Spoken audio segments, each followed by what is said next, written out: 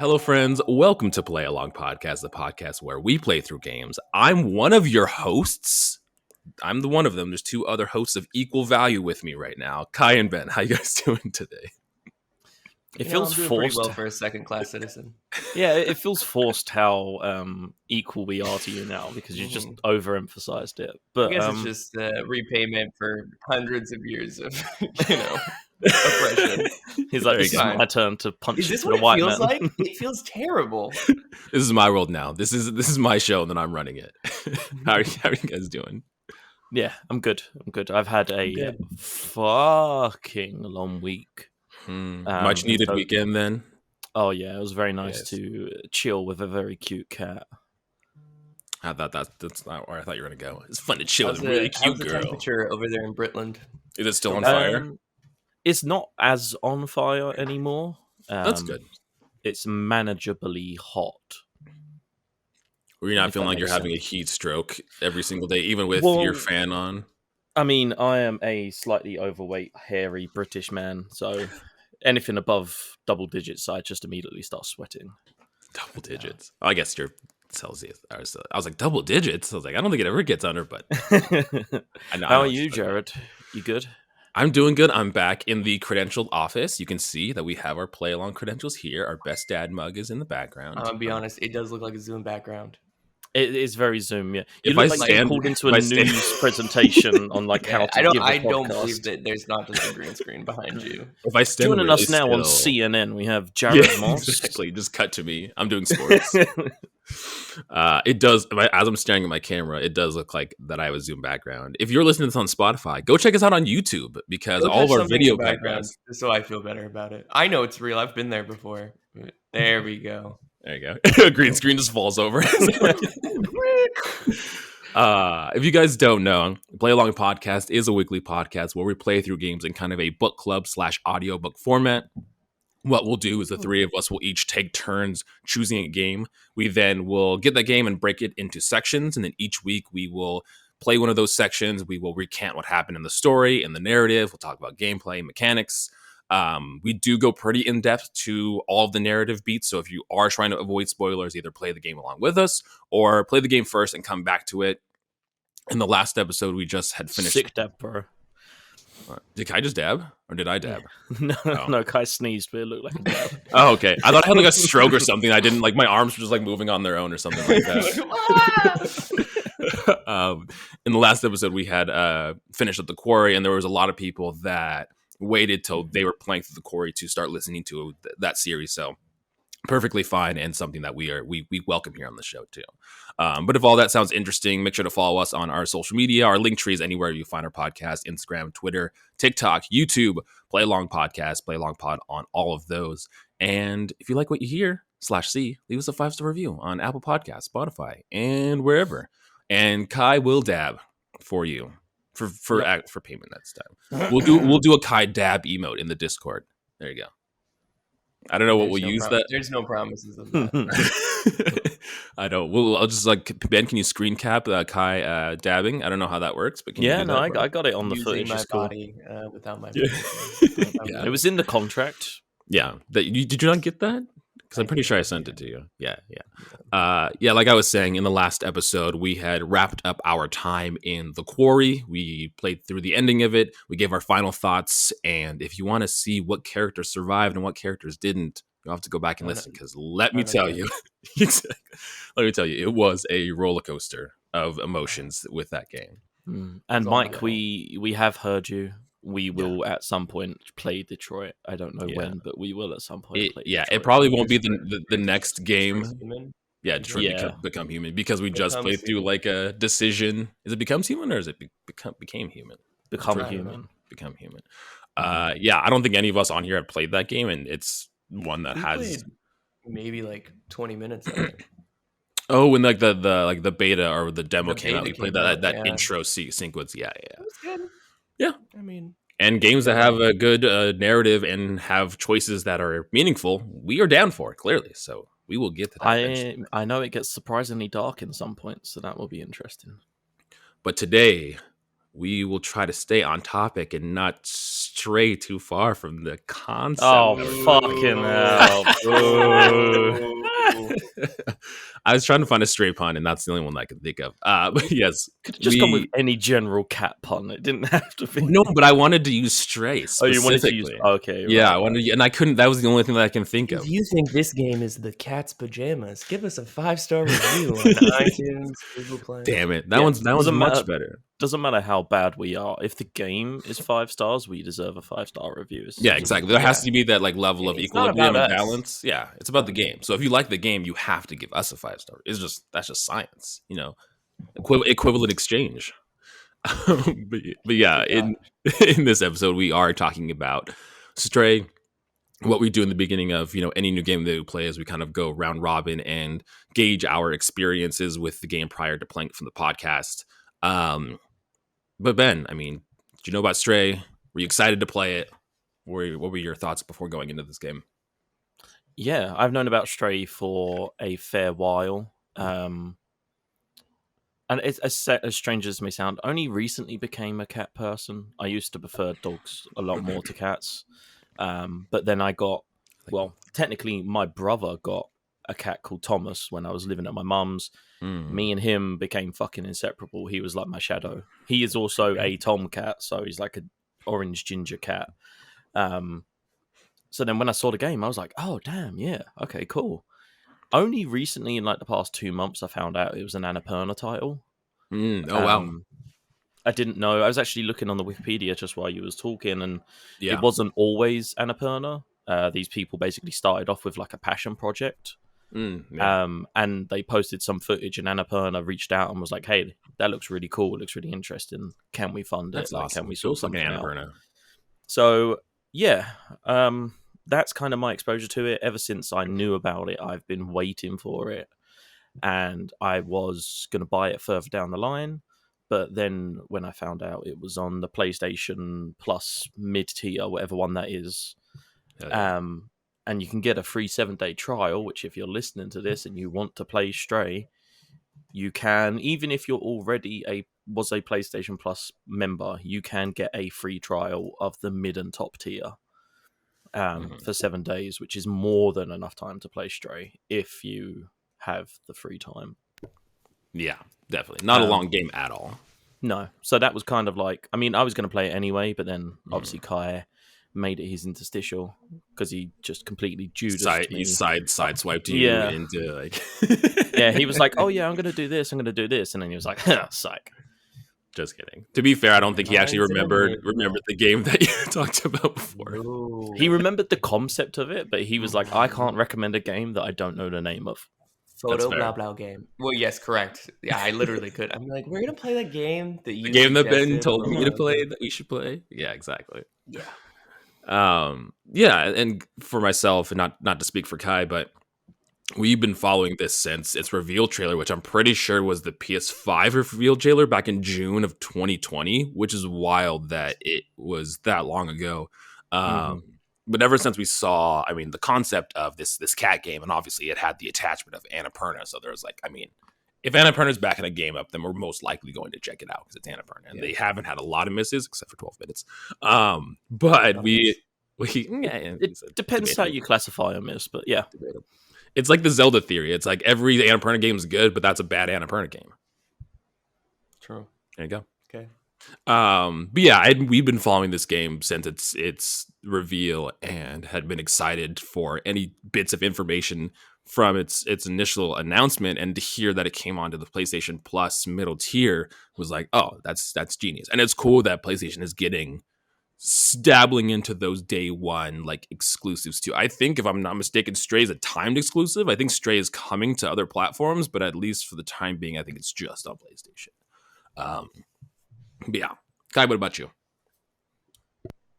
Yes. Secondly to what you said, we saw it on the PS5 reveal a long time ago, and I was like, oh my god, cats, Annapurna. This is everything I love. It's the perfect combination of things. Also, you know how surgeons have those like little pagers that like in case like of emergency surgery. Do you have those when Stray information comes out?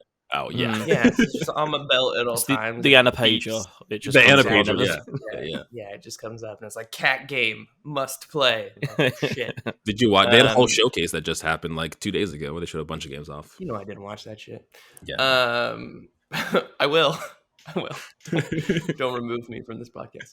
But yeah, I was incredibly excited to play through this game. And honestly, I was debating whether to play through it as a main series or whether to play through it as an interstitial. And now playing through it, I'm glad it was interstitial because it is very short. Mhm.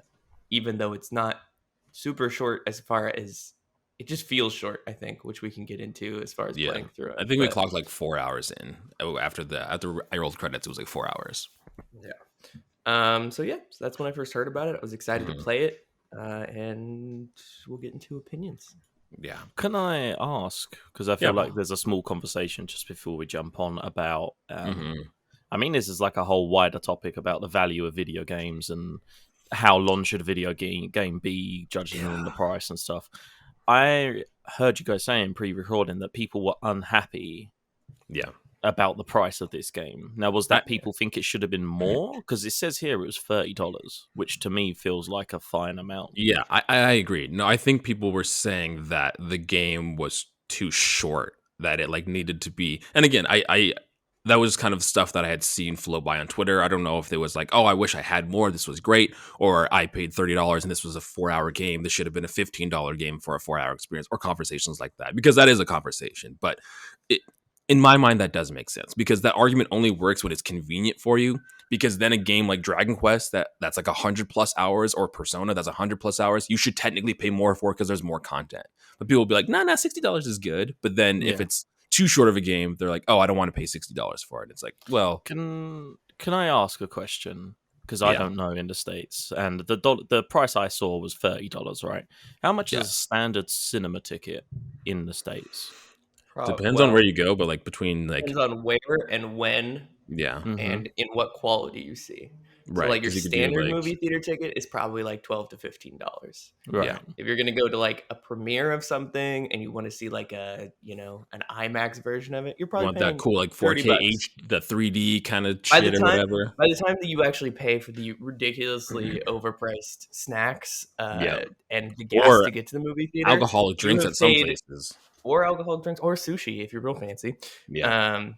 You're at like hundreds of dollars. So that's 2 hours of entertainment. Yeah, that's what I was Exactly. getting at, you know. Exactly. So let's say on average, by the time you do your gas and all of that crap, it's $15 a cinema ticket, right? Mm-hmm. Your average movie these days, they're getting longer because of fucking Marvel, but I'd say they're like between 2.5 hours. I feel like that's I would like say that's an a good average average. time now. Yeah. So a 4.5 to 5 hour game, you can go completionist and you can get everything, and it takes longer. But on average, how long to beat is saying between 4.5 to 6 hours for $30. So to me, if you compare it to another entertainment form like cinema, for $30, you're getting 4.5 to 6 hours of cinema. Yeah. So I don't understand that argument. I think this game was priced perfectly well. You know, I think if this was $60, however, I feel like I would have been annoyed. And I don't know why that line's there. Right, exactly. Because what's the difference? I mean, all that it comes down to is, you know, subjectivity. Like, is this game worth that price for you as the individual? Because I mean, some people would be more than happy, like, oh my gosh, I've been loving this game. I want this so much. $60, like, I'll buy it, no problem. And then other people will be, that's not worth my time. And it does help that this game is in like the PlayStation Plus thing. But even if it wasn't, I think we would have bought this for $30, hands down. Yeah, $30 definitely. Yeah. I don't know. I don't know where that line is in terms of where I go, no, that's too much for too little gameplay. And I think that's something that you have to decide as an individual. Like, you saying that $60 is too much for you is fine, because you're ultimately buying and playing the game, but it's not a generalized statement, you know? Like, if it is $60, like, oh, this isn't worth $60, more or less, it's not worth $60 for me as the individual. I think, like, not to spoil our ending opinions and stuff, but if I had played Stray and paid $60 for it, I wouldn't have been disappointed. If I had paid $60 for a 5-hour game and it was awful, I would have felt a lot exactly. more ripped off than if I had spent $30 on a Right. 5-hour game that was awful. Right. And it gets so, yeah, I guess it all just comes down to like subjectivity, like you said. You know, how do Mhm. you think about it and shit? Yeah. Yeah. Lesson learned. Games are subjective. Game price is subjective. Or, if you guys don't want to pay full price for the game, just wait until it's discounted because it'll get discounted.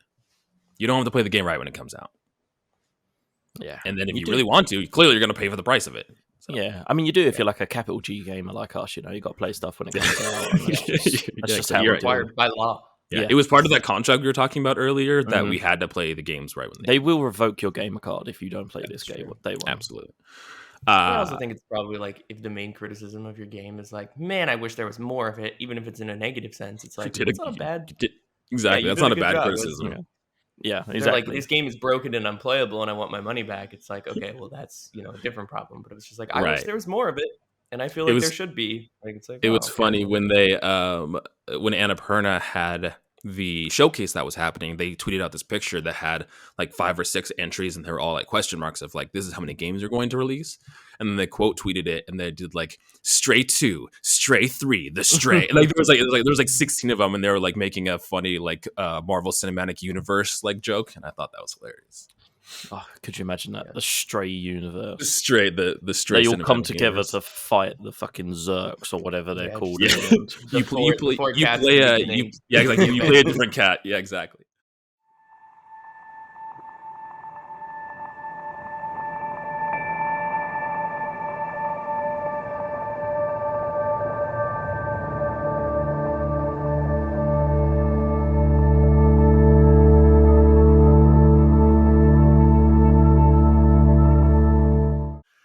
But yes, getting into Stray, I kind of want to gauge kind of our first impressions. And Ben, I'm curious with you because you were talking about cats and everything, and you just had a situation and experience with a cat. So going into this was interesting, and especially in the beginning of this first sequence was a lot more emotional than I thought it was going to be. But yeah, how did you feel about going into this game? It was. I will say off the bat, I do not want you to feel bad. Okay, I was going to play this game anyway. For context, anyone who hasn't heard the end of the Quarry episode, like 2 weeks ago, me and Ellie lost our cat that we had, who was a ginger stray that we took in, and we had him for like 6 weeks. Yeah. So immediately you boot up the game, and it's a close up of this orange cat who's stray living with their like siblings or something. Super and adorable. Immediately I'm like, oh man. And you can walk around and you're like nuzzling up to the other cats and shit. Ellie was immediately teary-eyed, like straight I saw her tweet about it, and she's like, you want me to play this cat game? What the hell, man? Yeah, immediately. Like as soon as, because when you boot up the game on the PlayStation, it comes all the PlayStation games have that like game screen that starts when it's beginning to load. Yeah. And so it's just like waiting for it to come. I'm like, I know that this is coming along. It for me, I don't know how to explain it. It wasn't as emotional for me as it was for Ellie, because I kind of saw it as, even though we only had Marmalade, it was our cat, we only had him for 6 weeks, I saw it as kind of looking back on the short time that we had with him. Whereas Ellie was also looking back on the short time, but from a lot more emotional sense of like, he was a stray, this cat's a stray. It was a weird crossover that happened there with us playing this game in the situation that happened.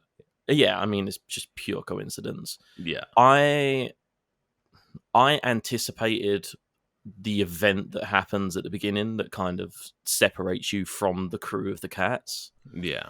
I knew, I don't know what it is about it. Like, I don't know if it's because I've played so many games over my life that you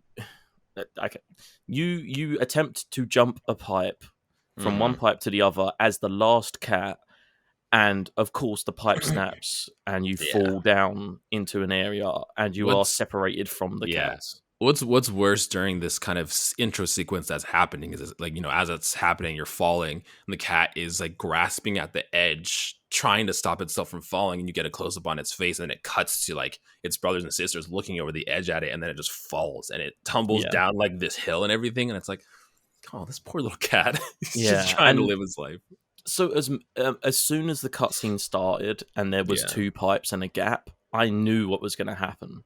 You're like, nah. Yeah, not Ellie doing this. was not prepared for it. No. And she did shed a tear or two, bless.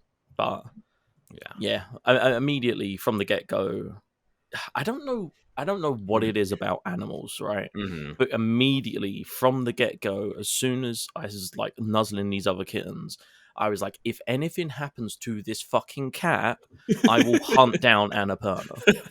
Yeah. Oh man, no, yeah, it's something about like animals in games and animal companions, and specifically with this one, playing as an animal that you get this weird attachment to as well. Like this game's weird where it's like, I mean, not many people have it where they kind of like relate to the character that they're playing as, but this one's more than any of is like, okay, I'm watching the experiences of this cat. I'm clearly not this cat because it's a fucking cat, but like watching these things happen to this cat, you're like, oh, I'm sorry, Yeah. little cat. We'll try to help you find your friends. Yeah. Oh, and don't get me. It's the insult to injury is the fact that after that entire scene, when you fall, the cat gets up and is walking around trying to see like where, and it's limping. fucking limping, and that broke my heart because not only is this cat now in trouble, but like before Marmalade passed, that was one of the signs that something was wrong. He began limping a lot, and we thought that because he had very callous paw pads because he was a stray. Mhm. So we thought it was something to do with that, or maybe he had jumped off of the side and landed funny and hurt his shoulder or something. Right. So when this orange cat was limping around all hurt, I was like, oh fuck no, that was got like you. the tipping for me. Yeah. Yeah, dang. So sad. But I mean, this playing as this cat feels, I mean, at least in my opinion, you guys can chime in here too, but it feels great. Like walking around as this stray cat and the mechanics of jumping on things, kind of how that works with the PlayStation specifically, is you tap X to jump onto any interactable that's around you. And if you're holding down the X button, you will just seamlessly jump onto things, either jump onto things or jump down from things. You can hold the right trigger to run. It feels very fluid and very seamless too. I don't know. How do you guys feel about controlling little stray cat here? Yeah. Let's let Kai chime because I feel like he's been quiet. Yeah. I think there is not a principle, but a repeating theme in video games, at least in my opinion, that non-humanoid characters control a lot better than human It's a characters. weird concept, isn't it? And I think it's because we all have experience of what it's like to be a bipedal thing. Mm-hmm. We know what that experience is like, and so we compare it to our own, and then when we play it through game, we're like, oh, something's off here. When that's like, different, like we notice it more. Yeah. Kind of thing that goes on where you're like, it's sort of right, but it's not all the way right. But when non-humanoid creatures are portrayed, it's like we have no experience of that, and so we're very forgiving in what that could feel like. And so I think that helps a lot in this. But I mean, it is super fluid. There's not a ton of mechanical controls. It's not super especially in the beginning. It's not complicated really at all in its mechanics. But yeah, it feels good. The cat maneuvers well. I think the cat's animations are really well done as far as walking around, and like the limp looks realistic. Looks like what you think a cat limping would look like. The jumping looks good. There's no part where I was like, oh, this is like a super cat. Like, it's just like, oh, this is like a normal cat. Yeah. The maneuverability is good. And it plays really well in the environment, which is nice. There's not, I mean, I notice hardly any clipping through any walls or any assets. And it is beautiful too. The environment, the world is so pretty. Yeah, the environmental design in this game deserves so many goddamn awards. Like, it is better than most AAA titles that we play through. 100%. And not only that, but the amount of detail that they were able to build into the world. Absolutely. And it's not despite the game being short, the world is not small. You go through these very large, like, open sections where you're exploring, and like no assets feel repeated, no textures feel repeated. Everything feels unique and lived in and realistic. And even though it's this, post-apocalyptic underground sci-fi world, everything fits into that Right. motif, and it just is it's an incredible experience to Yeah. explore it. It's And convincing.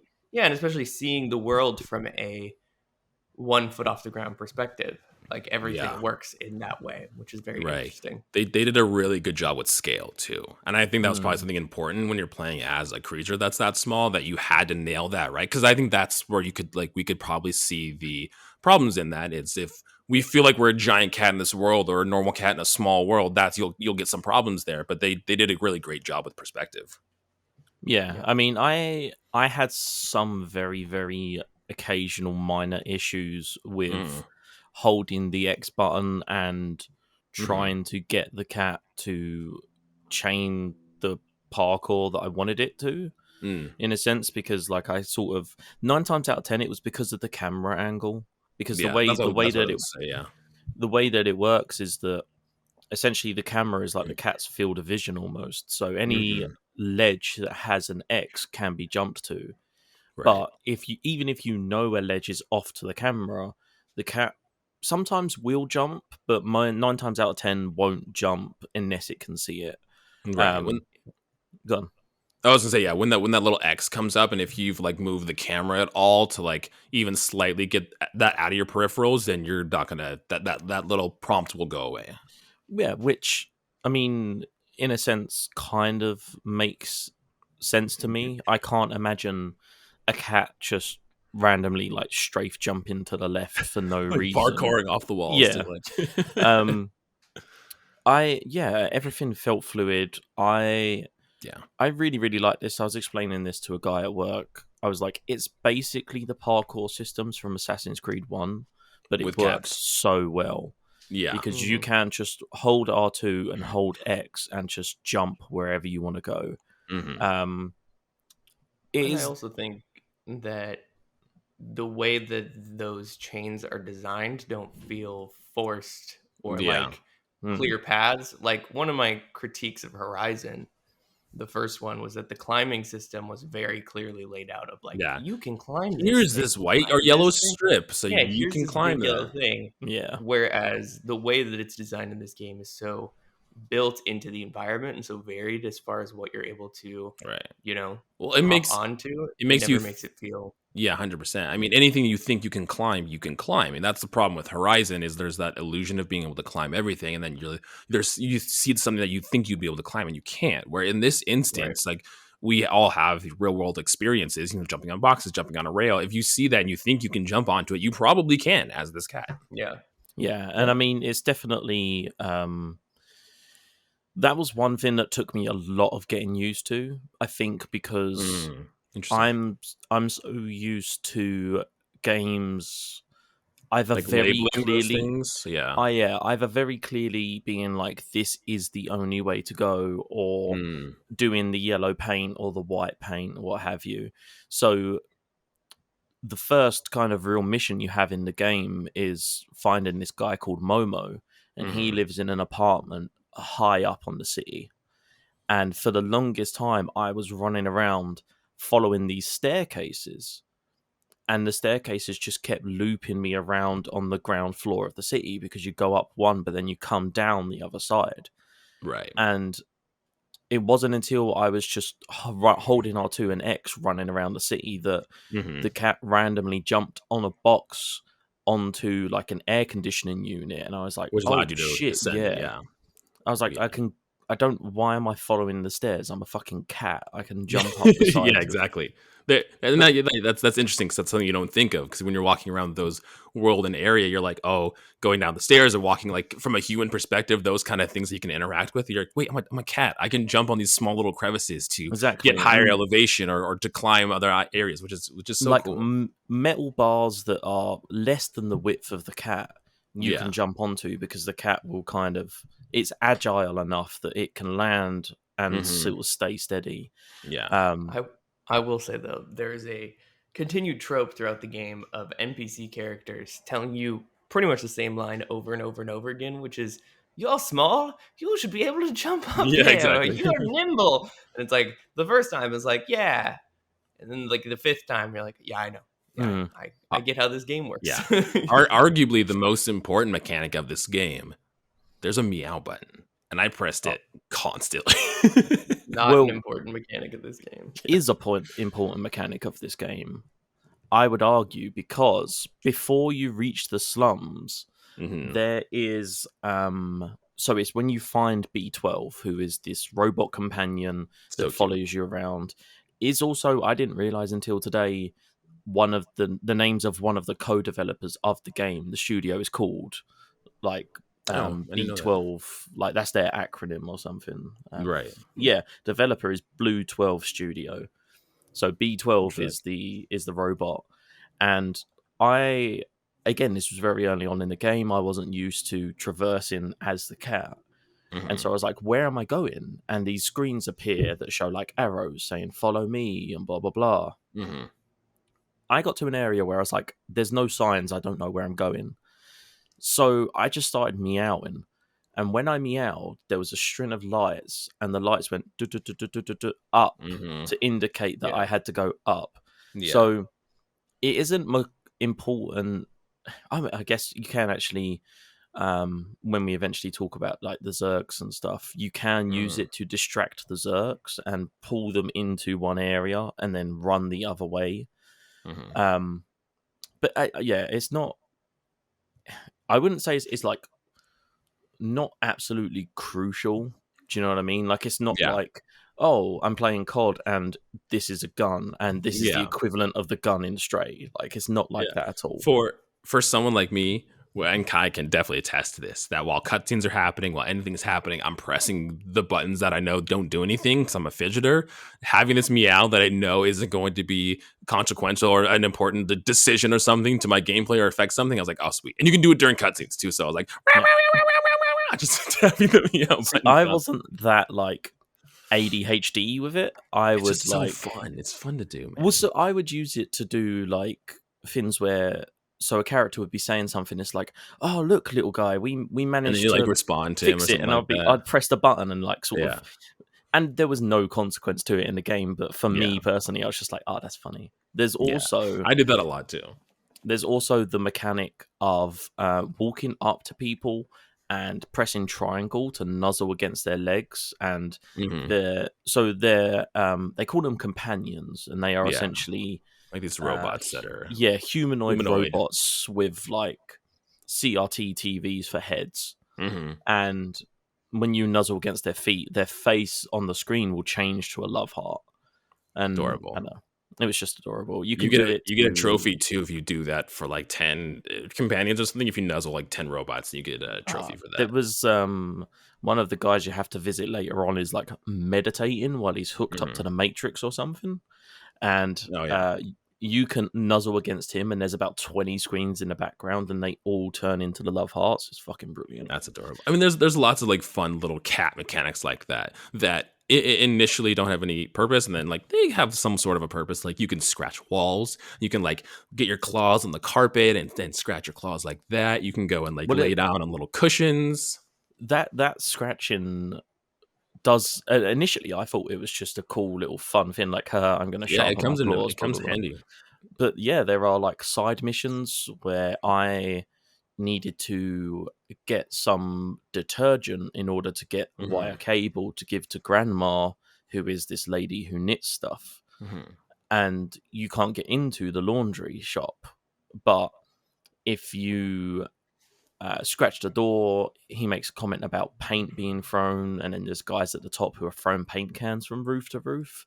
And you can meow at the right time, startle one of the guys, make him drop the paint, and then the guy will come. It's also how you it's kind of like knocking. It's like knocking. Like you can open the door to the pub by scratching on the door and stuff like that. What did you guys think about the game not allowing you to make jumps it know you won't make? Like, so there were times when I was going around the rooftops on the slums and I was looking at a gap and I was like, I can make that. I'm a cat. You know, I'm at an elevated level. The roof across the gap is further down, but the game wouldn't let me jump it because there was no X prompt. So would you have preferred being able to try and jump it and then like dying or Goat injuring the Simulator cat, looking. or I don't know. Like, and that never kind of crossed my mind when I was exploring and traversing the world. If there was any time where I thought, that I could jump to something Mhm. in the situation you're talking about, like you're sitting on a vent and maybe across on the other building is another vent, and you're like, oh, I could get there.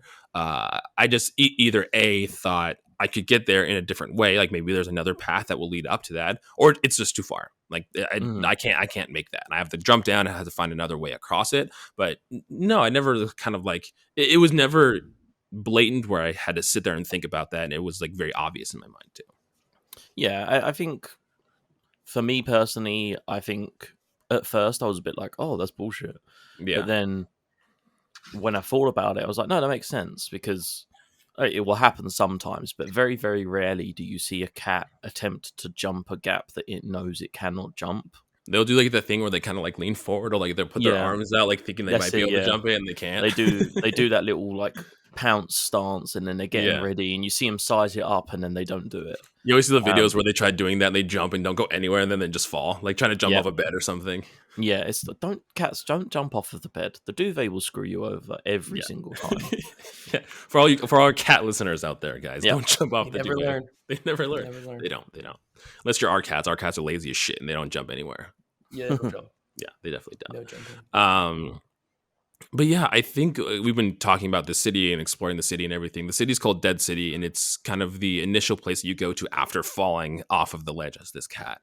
Again, the city has a great idea of perspective and scale. Like, these buildings seem massive. They're huge. It's beautiful. It's very cyberpunk. A lot of neon. It's very dystopian.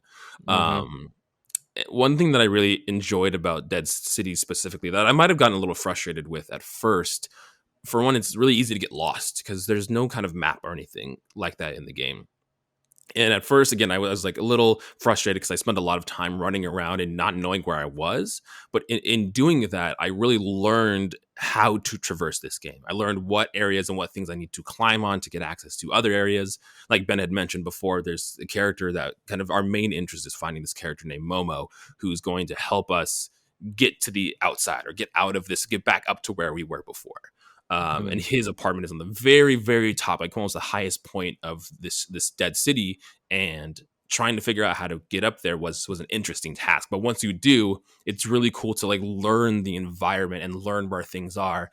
Like you talked about the laundromat or the shop or the grandmother's house where she could do the knit poncho for you. You'll learn these points of interest without needing any kind of map, which I thought was really cool.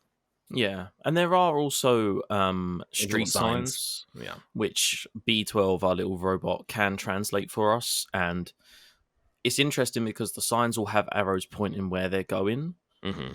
like wayposts, and then he'll translate them in order. So it won't show you the arrows. You have to look and go, oh, I'm looking for Grandma's house. Grandma's house is the third one. The third arrow's pointing east. I need to go east. Right. I mean, it might be something that you're not supposed to like think too hard about, but like, be translating it to cat. Like, is that how we're reading it? Are we supposed to just be like the player knows? Like, I don't know. Again, it doesn't like pull me out of the experience or anything like that. Yeah. Reading a sign, you'd be like, this is where I need to go. But it was an interesting thought that came up. Yeah, I mean, for me, I found that, like, because I spent so much time on the ground, quote unquote, ground floor or first Yeah. floor, I got to the point where I kind of knew that area well. Like, I knew that Yeah, 100%. the Guardian was at the bottom at the shutters. When I was looking at the Guardian, to the left is the musician, to the right is Barterman. I knew roughly where the pub was. So later on in the game, when I was traversing the rooftops and stuff, I didn't know where I was on the rooftops. But then I would look down. I would just go down to the ground and I'd be like, oh, okay, I'm at the pub. I know where I need to go to get to Grandma or whatever it was that I was doing. Yeah. So it's almost like this forced exploration, but it doesn't feel forced, if that makes sense. No, Like, not at all. It feels organic, but you can tell that the game wants you to It spend wants you to time explore it. traversing as a cat. Mhm. Absolutely. Yeah. Do you have any thoughts on kind of Dead City, Kai, and exploring the the city here. I think it's a good opening area for the game, and I think Yeah. it sets up the rest of the environments that you explore well. Hmm. Um, there's not a ton of environmental diversity until you get to kind of like the end Yeah, to get to the sections sewers and and getting out and everything. sewers, and Yeah, then the jail is very yeah. different, and then the final area. But yeah, I mean, I thought overall it set a good scene for what the game would be like, and it Hmm. also kind of did a lot of world building as far as introducing you to your companion that you travel around with, which we talked about earlier, B12, which is the flying robot, and then all of the little human helpers that are walking around with their, you know, different emotions and different stories Yeah, and ways you can interact with them. Um, but yeah, I thought this was a great. I like the verticality of all of the environmental design, and I think absolutely. that's what this first world does really well. Is it's like, as Ben said, you can spend a lot of time on the first kind of level, but as you build up and build up, you kind of unlock in a sense, Yeah. not really in like the I don't. gameplay mechanic, but unlock other Yeah. areas. I don't know why it feels not important, but I love when games do this when they have a sense of verticality. Maybe because it adds a Mhm. Yeah. level of realism, or because as I'm in my own brain, as I'm walking around any area and I see buildings, I'm like, I can fucking climb that. I'm not because I'm gonna like hurt myself, but I was like, I could climb that if I Well, I wanted also to. just think it's like, you know, a lot of games lock areas behind not being able to access them, even though you Yeah. should theoretically be in real life able to. So Right. being able to get to those areas, or like, and I think that's what's so magical.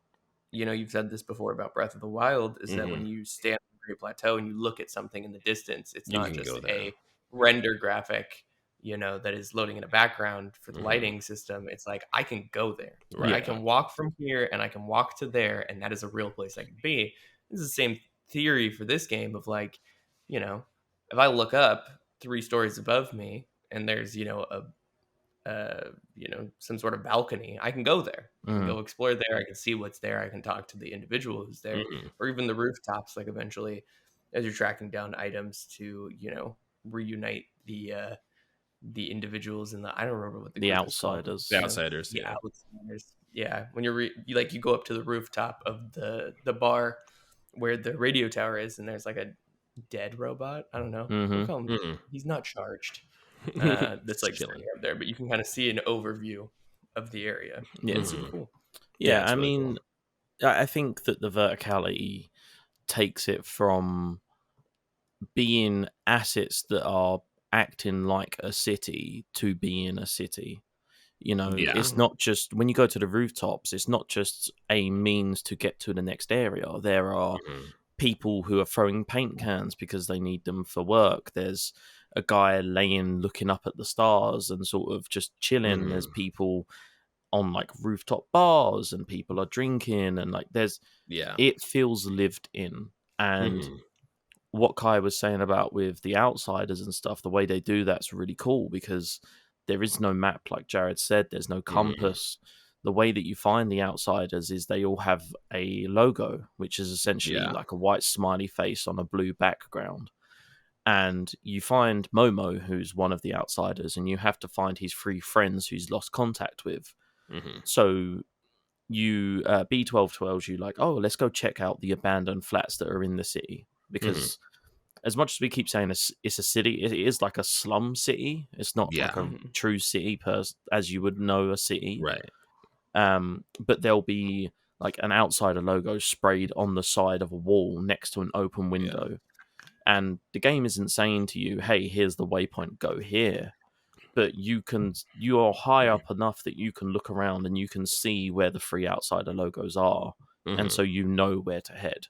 Yeah. And it's a nice nudge from the developers of like, hey, you know, because I feel like when there's a waypoint, it almost puts this stress on you that like you have to do that. That Hmm. waypoint is always there, being like, hey, don't forget, there's your mission, there's your mission. I mean, even with like those points of interest specifically, they feel so natural. I mean, I had been on the roof before, and I most likely had seen these things, but never knew they Hmm. were important until I found the context to them. You know, Yeah. they had always been there, but until Momo told us that, like, hey, these are their symbols. Go find their journals. When we went out, we start noticing those points of interest, but they were always there from the first place. I We mean, found some Whoa. journals before we even went to Momo. I walked through the library place, that guy's apartment that was just filled with books. Yeah. I walked through there like half an hour before I met Momo. Yep. I had no clue what it was whatsoever. And then it turns out that that's an outsider apartment, and I need to get this like key item from there. Yeah, it does a really good job, again, for encouraging exploration. Like, you can do all of those things, but it's having the context. And it never feels like you get to somewhere and you know you can do something, but you're locked behind it. It's just you don't have the knowledge. Like, with the book, the library specifically, like, you knock over a set of books and there's a safe behind there, but you wouldn't have known the code to the safe, or even like there's a hint about it being behind books until you've gone to Momo and learned those hints in the first place, which I think it just feels really natural. Yeah.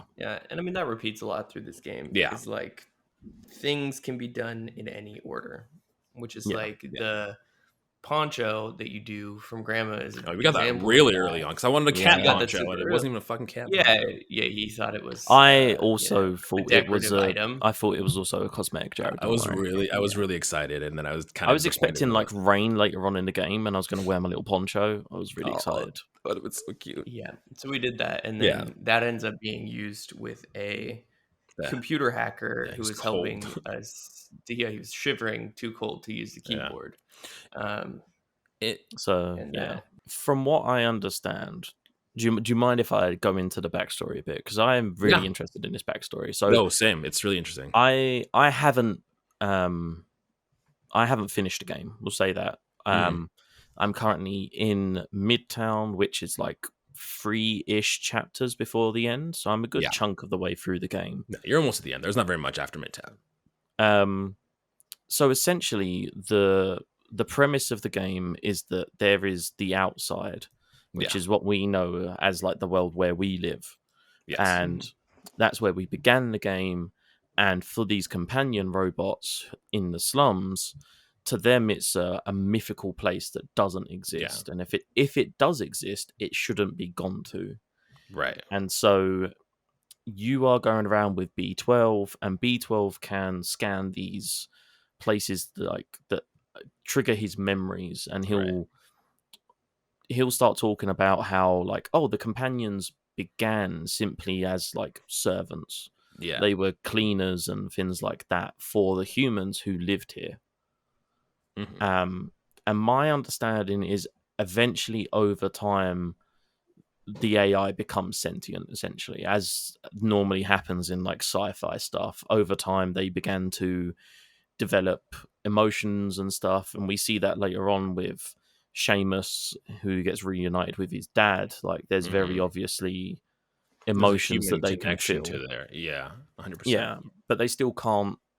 I don't know about the shivering. That didn't make sense to me, because you talk to someone later on who's like, oh, I love the smell of like new paint or something, but they can't. She's like, oh no, wait, I can't smell. So it doesn't line up fully, but essentially, from what I understand, there was two. I've not finished it. Either the outside world became heavily diseased or something, and that pushed people underground in order to avoid it, or the biohazard that they're referring to are the Zerks, which are the game's enemies that are essentially these weird pink blobs that will eat anything. Metal, the lot. You're right on both counts, because that's what happened. The outside world had become inhabitable. So humanity was forced to live underground in these kind of large domed areas. The drawback to that was once in there, now they cannot leave. They cannot open. They don't have access to this. And the Zerks were a creature that I am assuming had lived underground. And like you said, they started out eating anything. They would eat humans and everything, and humanity slowly would whittle away. But now these new robots, these have higher intelligence. They kept the city going on. They continued to flourish. And there's even a character you can talk to that said, like, they got to a point where the Zerks, like, they now eat metal. Like, that was their conclusion they came to, that they started eating people. So then even the robot companions didn't try to go to the outside. I mean, there obviously was some individuals. We hear from talking to other characters that people have tried to go and explore, and they had never heard from them and then never came back. And part of that is because of the Zergs. They kind of have been trapped down here because of those creatures. Mm-hmm. And so it's this like post-apocalyptic pandemic world where the inhabitants can't return to the surface if they wanted to because of these Zergs. Right. So it's like a double trouble situation. Mm. And even, I mean, going into the Zergs a little bit, because you come into contact with them and have to kind of interact with them as the cat. And there's not really a lot you can do in the beginning to fend them off. It's just running away. But if you get captured by them, it is an aggressive animation. They'll start jumping. They'll start jumping on you, and you have to tap circle to hit them off. And you can kind of shake them off, and continue running. But if you don't, they'll just devour you, and then you're. If you get one or two, you can kind of shake them off. If you get mobbed there, and this was Ellie's second cry because, dude, like you said, it's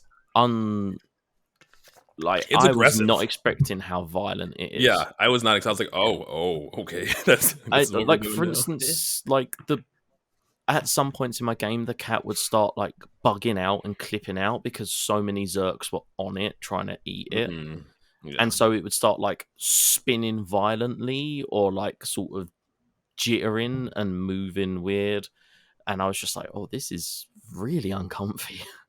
Yeah. So this leads to one of my gripes with the story, which I think is the only thing that I have an issue with, really. But so when you encounter these, for I think the second time, and really like the first time you're encountering them in a sense of like getting to a new area is after you talk with Momo and then you locate the rest of the outsider journals, which then tells us that there's a weapon that someone named the Doc was working on building. I forgot what they call it. It's out in the Observers or something. We're gonna call it the light gun.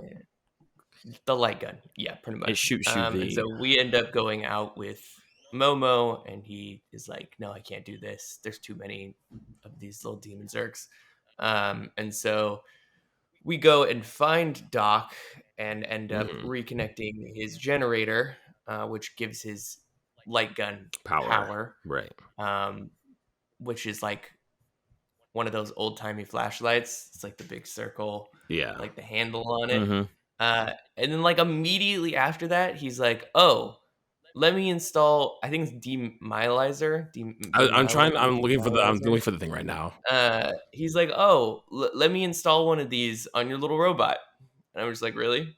Because what it looks like to me is you have to have a giant ass gun directly connected to a generator for this to work. And he's just like, "Oh, bet I can build one of these into this pre-existing robot in like 5 minutes." So yeah, he's like, "Oh, I need the generator because this bad boy takes like 1.5 gigawatts to turn it on."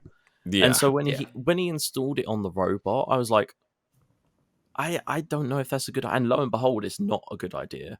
Yeah, 100%. Because what happens is the robot understandably can only power such a powerful thing for such a short amount of time.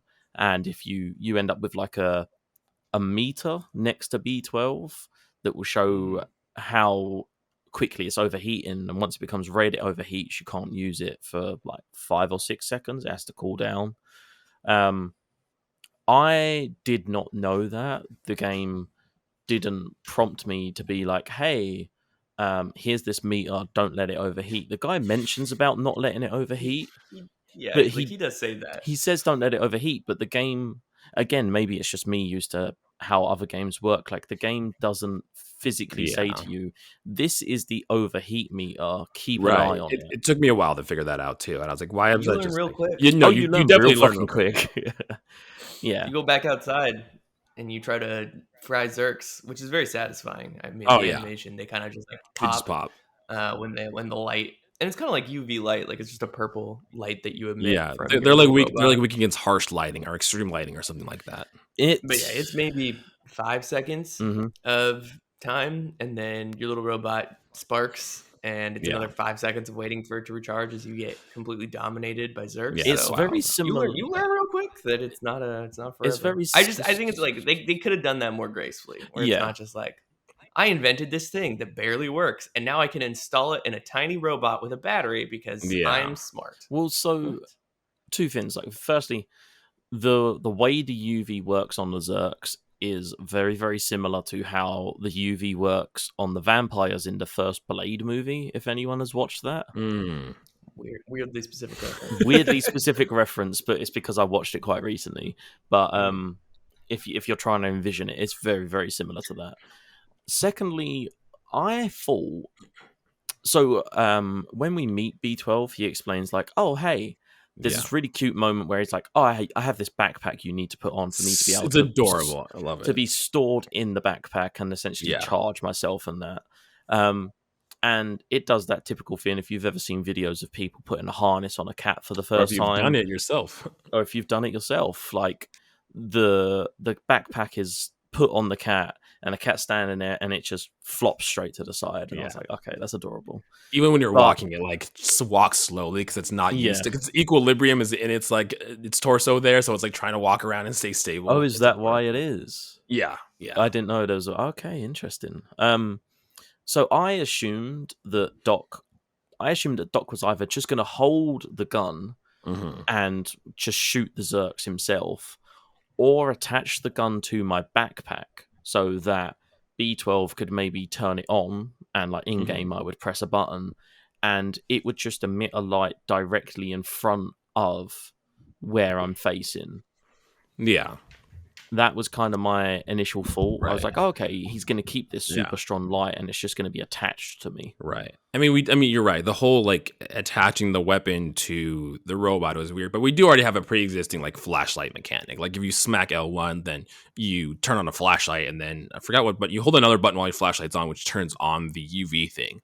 But no, you guys are right. Like how he just like kind of like haphazardly attached this in like a couple minutes to this robot is, even though he said it needed like a gigawatt of power or something, it's like, okay, I can get the other thing that I don't understand about this laser beam lore is that when you turn on the generator, it's a switch, and that alerts a lot of Zerks, right? That you're in that area, and what you have to do is you have to run back to Doc, who's living in this house thing. And so in my mind, if it can literally explode a Zerk, it can probably explode a cat.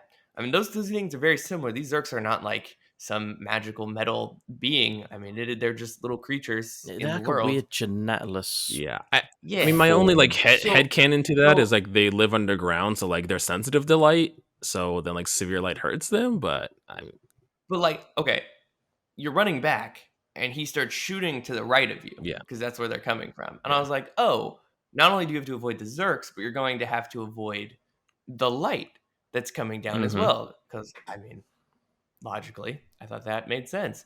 Nope. You just run right through it. I just have long exposure. You might get some like cancerous things, but you're fine. I assumed that, like Jared said, that there's some sort of lore that we're not told about how it's like designed to work with the molecules of the Zerks and break them down at a cellular level or something. But like you said, it's a fucking UV death ray. So like probably not great. Not great to be shooting around at any living entity regardless.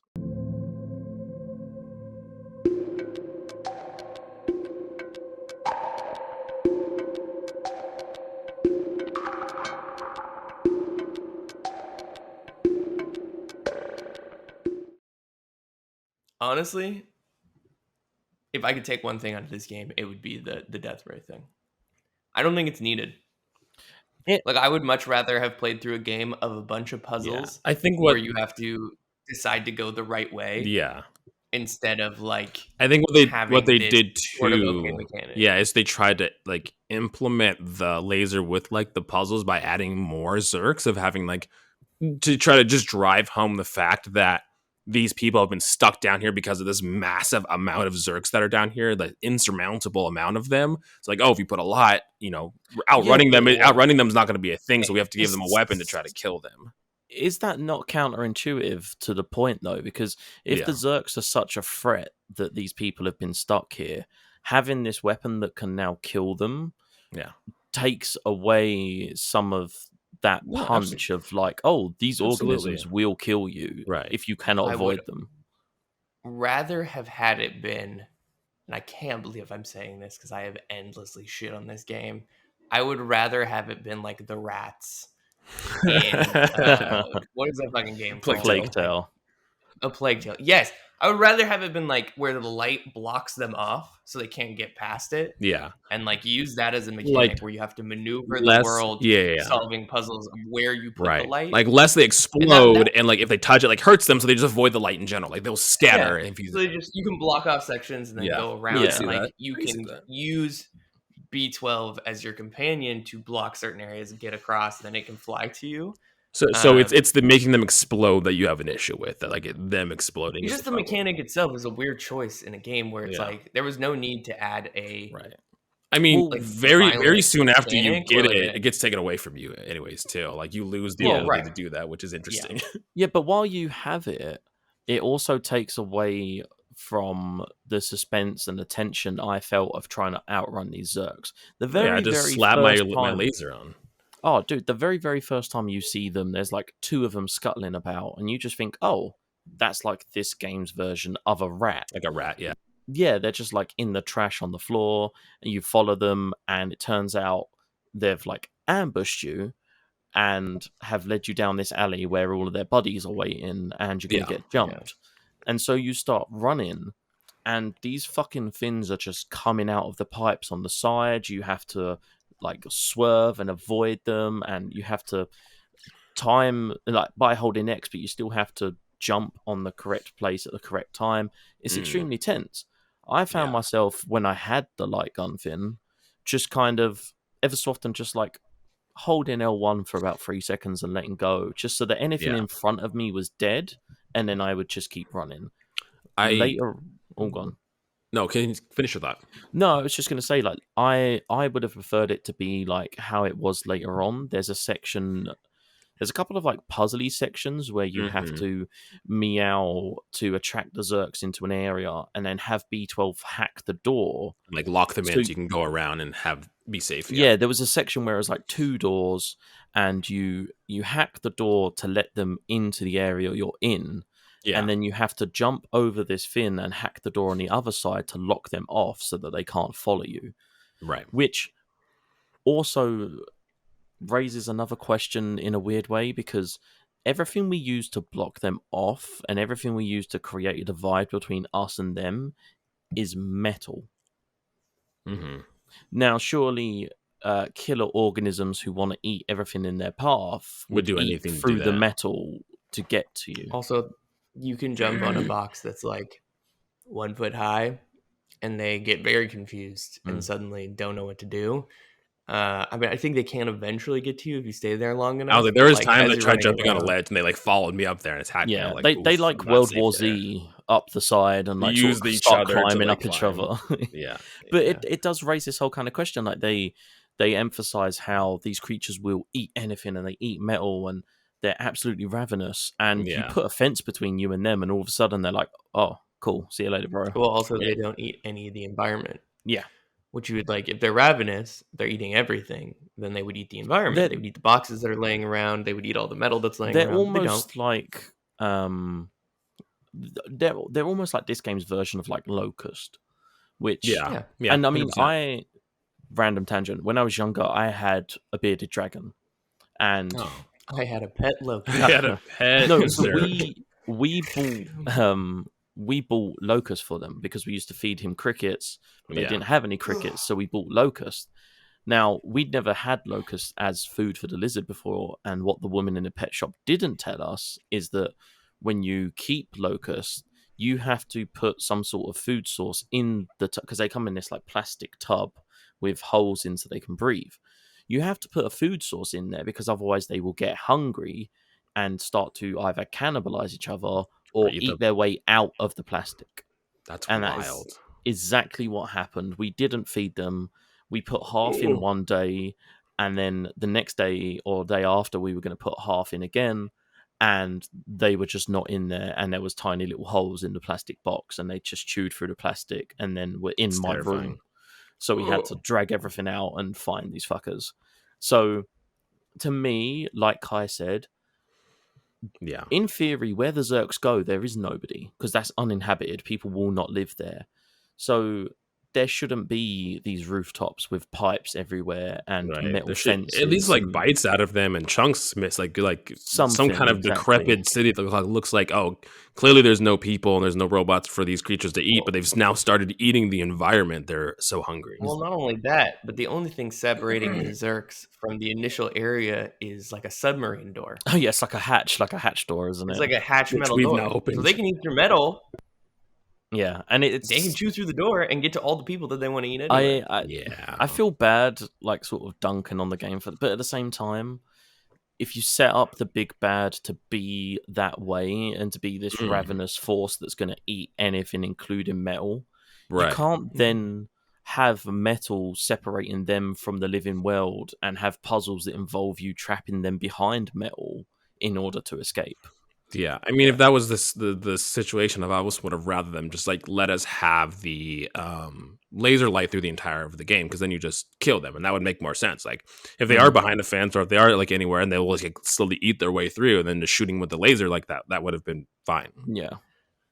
Yeah, I mean, it's a convenient enemy. Yeah. That can do some things that you wouldn't do and can't And do even others. and even in the moment, it's like obviously when you break down and dive deep into these things, you can find some holes. But in the moment, it never seemed like, oh, this thing should eat me through the like. I was never pulled out of the experience. Maybe I'm that person a little bit then, because when I was trapping the Zerks behind that metal door, it's not even a metal door. It's like a fucking chain fence. And I was just like, you're these weird gelatinous things. Like, what, you can't even squeeze through the gap in the chain fence? Or like you said, That's World just War Z strange. each other and get over the top of them. Yeah. Like they're just And- like normal fences. I mean, in an ideal world, I would have liked to have seen like almost like an entry zone that was sort of just guarded by all of these light guns, and have it so that they can't be taken away from that entry zone because they require fucking 1.5 gigawatts to be run. So once you leave that zone, you're just kind of left to the fucking lay of the land and hope that you can outrun these Zerks, and you don't have a way to sort of fight them off. And okay, like we said, it gets taken away from us, but it's almost like a contradiction of itself, which is really confusing when you start looking at the game critically. Yeah, you bring Doc back to the initial city and reunite him with his son, which is very lovely. It's very Though nice. I have no fucking clue how robots have children. Have you never seen the explained. Robots movie? Like Rodney No, I Rodney have. Copperbottom? Come on. Yeah. That's They put them definitely together. not They that. build them. Real. Yeah. That's They're a the fake. same universe. That's robot This is propaganda. a spiritual successor to the Robots movie from like Exactly. 2006. Exactly. You reunite them. Momo's excited that Doc is back, and then he's like, "We need to go find The others. Clementine and Balthazar." Yes. I don't know if it's actually Balthazar. It is Balthazar. Yeah, I think It's spelled the weird, though. Balthazar. I don't know what that I don't know means, how but- that affects Balthazar. Exactly. but It's the Balthazar whatever. and Clementine. I think Balthazar is so the you first one find to find. Clementine and Balthazar, and this leads to one of my personal favorite scenes in this game, which is you get on a raft of logs that are tied together with Momo pushing it along. Yeah, and you enter the this sewers. like tunnel tube into the sewers. It's this like red glowing light. That Yeah. you just like go down, and it looks like, in Greek mythology, you've paid the boatman to take you. To Yeah, this you're on the realm. river Styx now. Yeah, That's it. exactly. It's a beautiful scene when you Yeah. enter into And the it's- sewer section. It's also really cool as well because it's small little moments like that I'm like, yeah, I'm a cat, because I was sat on Yeah, the end of exactly. the raft watching this kind of Yeah. beautiful scene. Jared, I made a Jared was like, joke. "Is it paddle Yeah, board?" like you and people put a paddleboard with like their dogs or their cats Yeah. and their paddleboard. That's exactly what I thought of. Yeah, and the cat will like sit down at the end of the raft and just kind of Yeah. look around. And of course, because this game is mean, suddenly Momo has to self-sacrifice himself to open a door for us Yeah. and keep it like cracked open at the bottom that we can crawl through. Yeah, And he's like, "Go on without that happens me. a lot. Tell my friends I was brave." Yeah. I was like, "Oh fucking It's no." it makes him a martyr, right? It's like a sacrifice yeah. for the great, because they keep calling us the little outsider, which is adorable, adorable. I think. Yeah, And so he's like, again, it's like Kai said, it's like, oh, the little outsider is agile and nimble and small, and so is our one hope for escape into the outside. one cat. They also give rule us a them all. pin. He gives us a what? I think they give us a pin. Yeah, he Like gives one us of- a I little think Doc gives us a outsider pin or logo Momo. pin, Yeah. so that Yeah. when we go We and are see part of the Doc, group. Doc's like, "Oh, you're the little outsider." Yeah. But yeah, I think Baltazar, and this is kind of our first, besides the slums and the Dead City, our first kind of change of environment. I mean, aesthetically, it looks the same, but this is a big tree. Is that what they're like? Or a Do you big know what it tower? What is reminded it? me of? Super cool. Yeah. And This is that ant village. it's very, very cool. Ant Village, it's called. It reminded me of Yeah. the Rio Village from Breath of the Wild. Yeah, where that's the same vibes I everything- kind of got.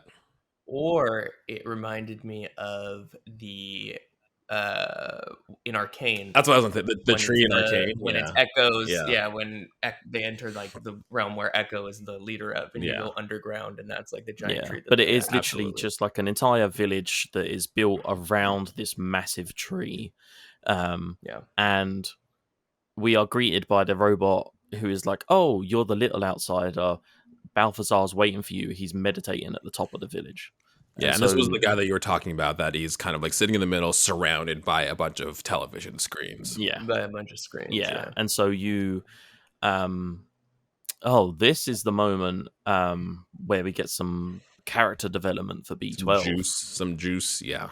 Yeah, so the whole time B12 has been saying to us, like, I was made for a purpose. I want to be reunited with the scientists I used to He has work like with. gaps in because his we were doing memory something. and everything. Yeah, Yeah. Well, through the game, you're collecting these memories. There's like these little Sparkles. floating square sparkles, Mhm.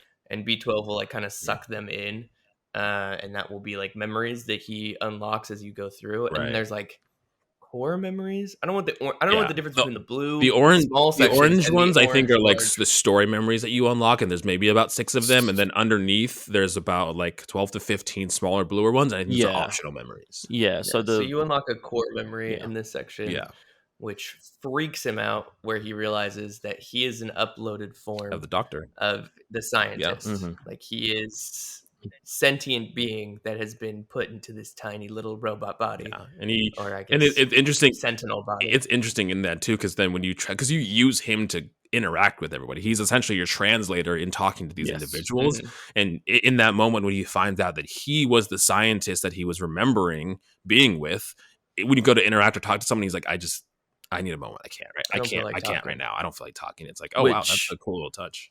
fucking crazy, because I Oh, yeah. swear I've played games before where characters have these massive revelations, and then it's like, onward with the adventure. Exactly. There's He's like, li- guys, I need a moment. I can't Like, do this. I'm a human? That's fucking weird. All right, let's keep going. Yeah, Yeah, but exactly. he's like, I'll stay with you, but like you said, there's a couple of times you can interact with people once or twice, and then afterwards it's just grayed out and is not an option at all.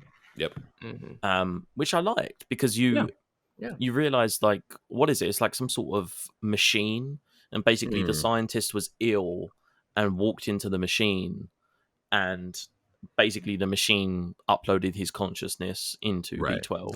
Little B12. It looks like a cryo chamber. Yeah. It looks It's like, like tied to the bottom of the tree. it looks It's like Buzz bolted. Lightyear's rocket from Toy Story, just all white. It does kind of look like Buzz Lightyear's rocket from Toy Story. I'm gonna be honest. That does not conjure any images in my mind, but I believe you. Age gap is showing there. I watched Toy Story. Yeah, but I just watched remember it. a lot of Toy Story because. So yeah, we make our way up this place. Did you guys jump on the guy's Domino's table? They Oh, were of trying to course. play- When they I were walked trying up to to play that, I bugs, was like, yeah. Silver fucked up. I was like, I was like, don't do yeah, I was that. like, do you think And I'll he's mess it up like, if I jump "I'm gonna up there? on And this I was like, table." yeah. I was like, yes. Don't do that. And he did it immediately. Yeah. And dominoes go everywhere. They're both like fucking. They're whatever. Well, I guess we're done with this game. I was like, They've been yes. playing that game of dominoes for 37 years. Look, and you I ruined it. cats. I've had lots of cats, and I've had lots of asshole cat moments in my life. It was good to be on the other end of that for once. So I With was the like, you finish, know you what? best believe any paint can that I can, any object Oh, that has absolutely. a triangle prompt that could be knocked off a ledge got knocked off a ledge. See, now we know. We always like, you see cats knocking cups off the tables, and you're like, oh, they're little assholes. It's really just a good time, and now we know that. And in some instances, it comes in handy. Like the next section, you have to do that. Exactly. So, Exactly. But so you make your way up the tree. Yep. And we find Balthazar Mhm. meditating with his 700 CRTVs. Yeah. Apparently, the only piece of electronics that could make it through the great Exactly, the great fucking purge of underground. yeah. The great We purge. can make sentient companions, but we can't Yeah. do any kind of plasma, LCDs, nothing. No, Not for shit. no. Yeah, but our next objective is to find Clementine, who is the last of these outsiders in That's what he tells me. Midtown. And Midtown's probably my favorite part of this section. What we learned here is even when humanity was pushed into the brink of extinction and underground, they were still segregated by class. The slums and Dead City was definitely like the underclass, definitely the poor, and then we have Ant Village, and then Midtown is definitely like the big bustling city. You see cars and you see a lot of lights. Not just that, also like you couldn't get from the slums to Midtown. Yeah. It just was not possible. The only way to get to Midtown was through the Ant Village, and you had to ascend up the side of the tree, which of course only the little outsider can do. You're kind of stuck in your class in this world. Yeah, I mean, they also, I don't know if they did a great job of explaining, because when you get to Midtown, you find this roll-up door, which is a like memory that B12 unlocks immediately as you get there, where he kind of talks about this class segregation. Yeah.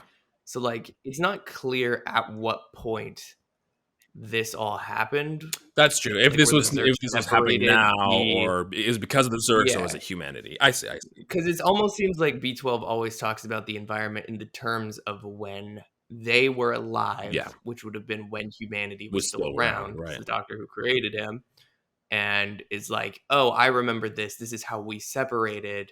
You know, the areas was this like big door. It's the only point of access to Midtown from the other sections. And so it's hard to, in this game, kind of figure out like, okay, well, was that, you know, did this all happen when humans were around? Yeah. That like these areas were permanently separated? Or is this like only in the robot version of, you know, Midtown and the slums where it's like they've been separated? So yeah. I don't know if they did a super clear job, but also there's no one who would know. No. B12's only experience is when humans were still around. So he just talks about things in that context. So, in that absolutely. The first thing we encounter in Midtown along with that is the train. There is a train on a subway platform, and at the moment it's not operational. I thought this was really clever as well, because we know we need to find Clementine, because Balthazar was like, she's the one who knows how to get to the outside. And he gives you a picture of Clementine, and he's like, it's him and Clementine together, and he says, show this to her, and then she'll know that it's me who sent you. And Dad.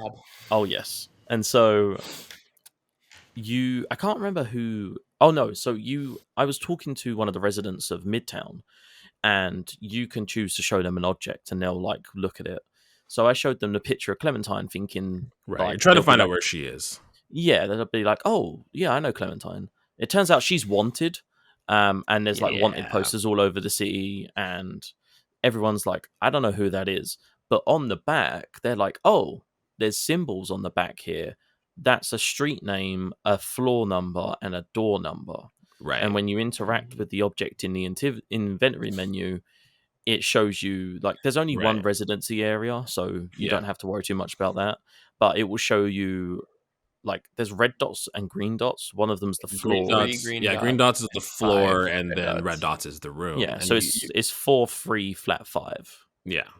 Exactly. And when you go to there, that isn't actually, like, it's kind of boarded up. Like, that room doesn't exist. So there's a kind of small crawl space that you can get through that leads you into that area. Yeah. Where you it's convenient to have a cat-sized hole in a wall. Yeah. It's, what is it? It's like a window. They've, like, boarded up the window except for this tiny gap.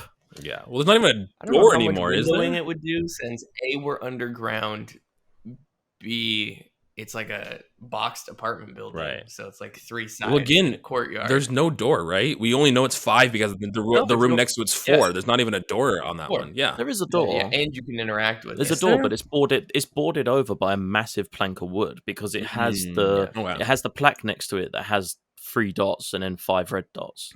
Oh, so basically, it looks like. I'm assuming the idea is that because she's a wanted fugitive, they have boarded off her flat so she can't get to her stuff, essentially, because she can't access her property. She can't do whatever it is she's doing that's illegal.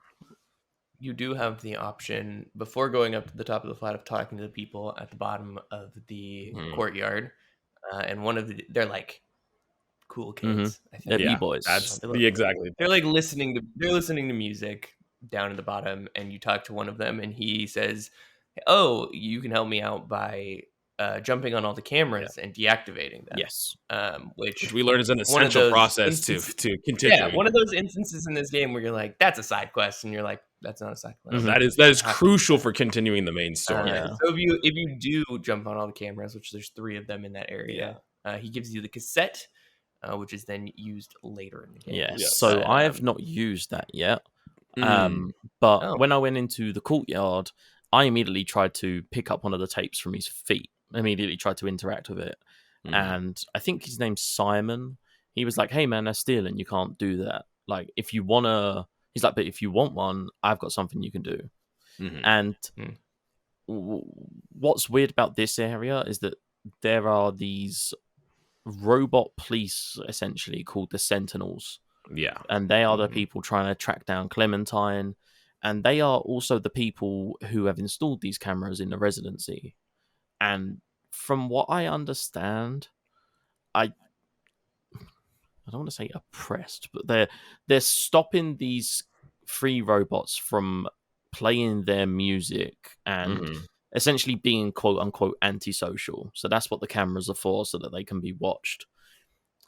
Even in robot society, people are being oppressed. Yeah, just creative freedoms taken away from them. So I jumped on the cameras, and and then you go downstairs and they're all listening to their music, and one of them is doing the robot, because anytime there's a robot and they dance, they have to do the robot. That's like an unwritten law. I mean, that's just part of the life, you know. You got it. So you venture into Clementine's abode, right? Where she lives, and it's a big house apartment. It's very nice. It's like a 2-bedroom apartment, and like fucking nice, man. Right.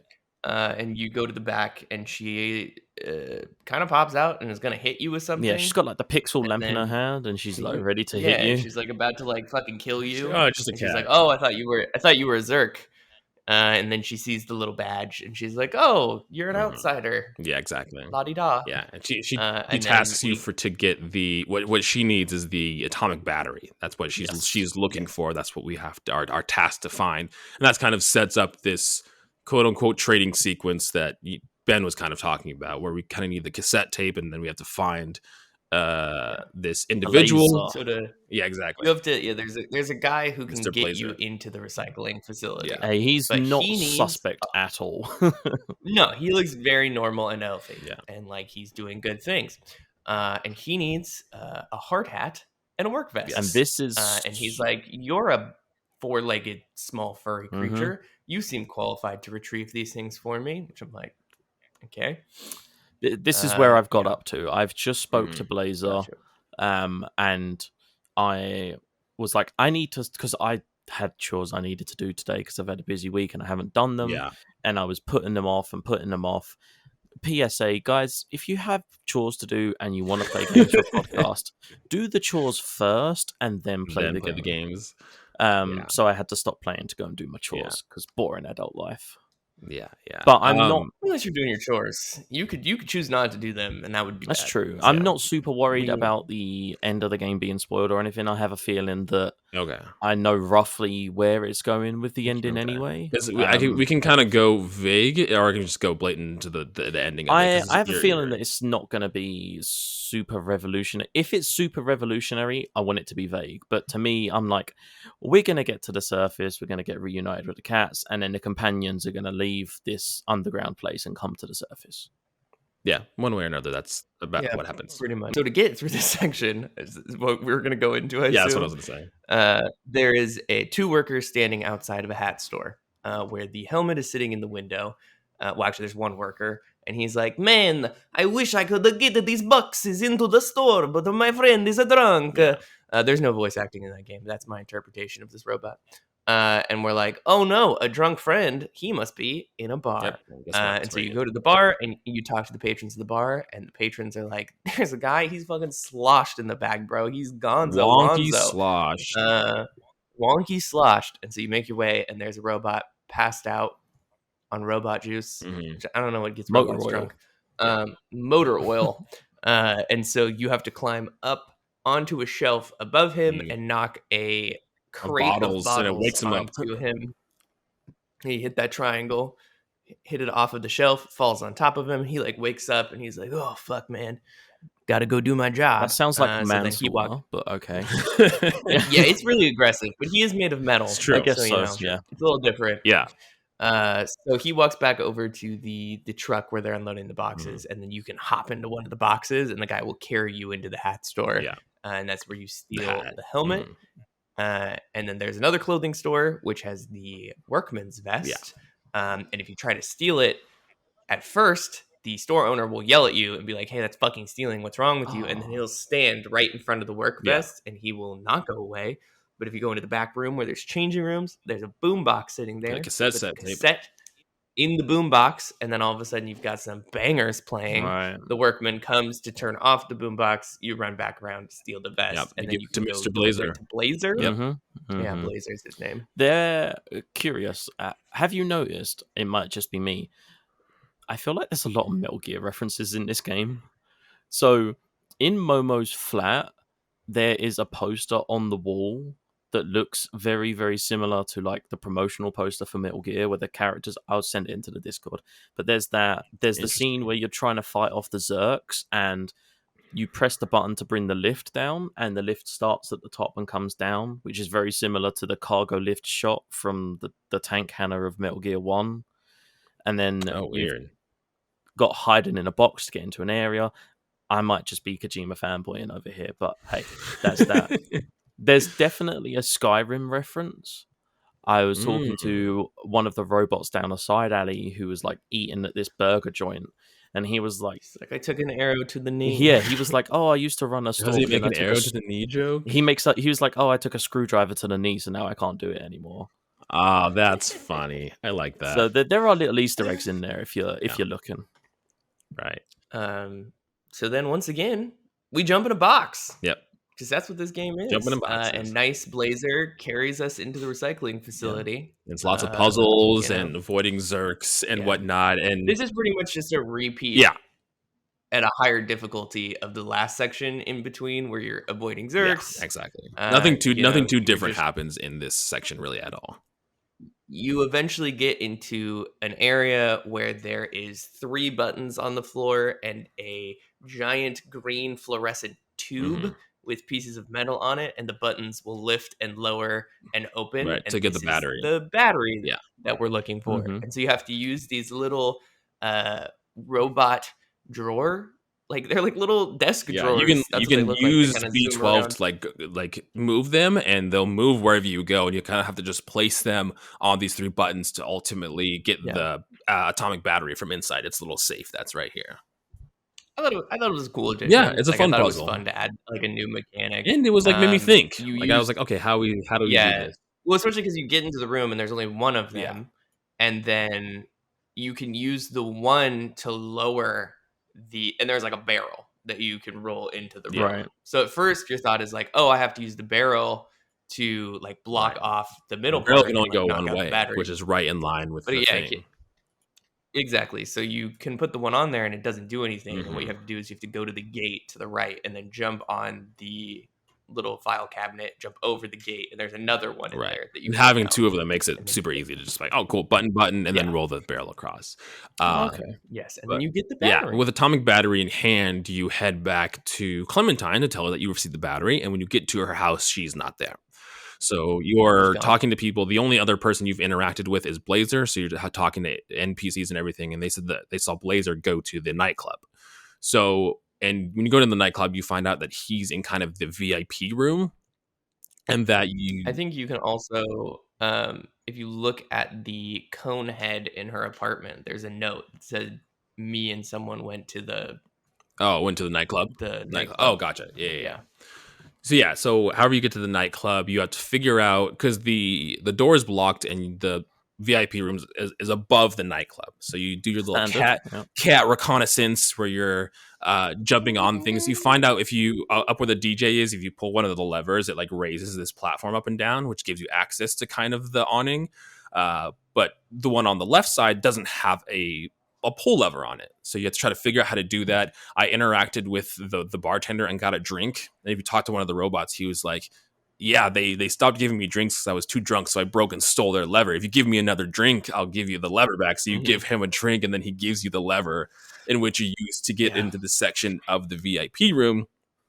When you jump up there and go into the room, you see Clementine has been kidnapped and she's tied up, and that Blazer was the one that set up the whole thing for the Sentinels to capture What both. the bastard. both He wants the us- fucking bounty. Yes, he wants money for both us and Clementine. So we've been captured, which leads us into the jail section. And this is where I really enjoyed the game.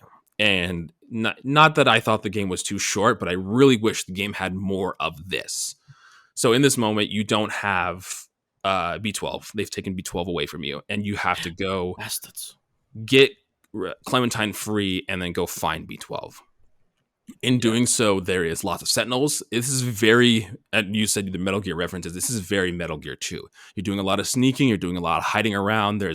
The Sentinels have this blue cone of vision, so if you go into them, they see you. Bro, that's Metal Gear, come on. Yeah, exactly. It turns yellow that they're like curious, and it turns red if they see you. Also, if you get shot with them, they shoot like these electric bolts at you. It's very aggressive, and you die almost instantly. It's not fun. It's Like not taser bullets. Yeah, exactly. You do have like a reasonable amount of time once they see You can outrun them. of like being able to outrun them, but like as soon as they turn red, it's a very aggressive animation of you getting shot and going limp. Right. So Ooh, it's okay. It's really cool because we've relied on B12 so much to kind of solve puzzles and do things, and at this point we kind of, Clementine, once we eventually do save her, we climb through a couple holes and get her jail keys to let her out. She can only do so much too. So there's lots of puzzles where there's like these environmental lasers that are going back and forth, and you kind of have to figure out how to not only traverse the lasers but also stay out of the sight of the Sentinels. It was great. It was fantastic, and it's a lot of barrels you're rolling in. But the puzzle mechanic and the sneaking and everything, I think, was at its best right now. But it just doesn't stay for very long, and I wish there was more of it. Yeah, I think it's always good when a puzzle game takes away your main abilities late game. Like that's always a good way to like make it feel fresh and not like keep it samey, where you're just like using the same mechanics you've been. Yeah, especially because as you like traverse the world in games like this, it becomes easier and easier to solve the puzzles because you get more used to how the mechanics work. Yeah. And so them taking away B12 and leaving you just with like, okay, you can run, you can jump, you can use barrels, is a good change of pace for a game that at this point you've been playing with the same mechanic almost. Yeah, for, they give you the power fantasy, and taking it away and adding cool puzzles is a welcome mechanic that I think games should do. The only time I've experienced this personally, and this just so happens to be a Kojima game, is in Death Stranding. In Death Stranding, you have BB, which is the little baby. And BB will alert you to where the enemies are, and essentially is your way of knowing when there is danger. And there is a section of the game where BB is taken away from you. And so you now have to traverse the world without that alert system. And the problem is that the enemies in the game are invisible, so you can't see them. You had to rely on BB to freak out and know where they were. So you kind of have to then... The game does a good job of not making it like you're just fucked. Like there is a sort of balance to it. But it's... I haven't played it, but it sounds like that same sort of thing. You've come to rely on this companion, and now the companion is not there, and you just have to rely on yourself and go back to like the basics of it. I mean, enjoying when that... you started this. What are you saying?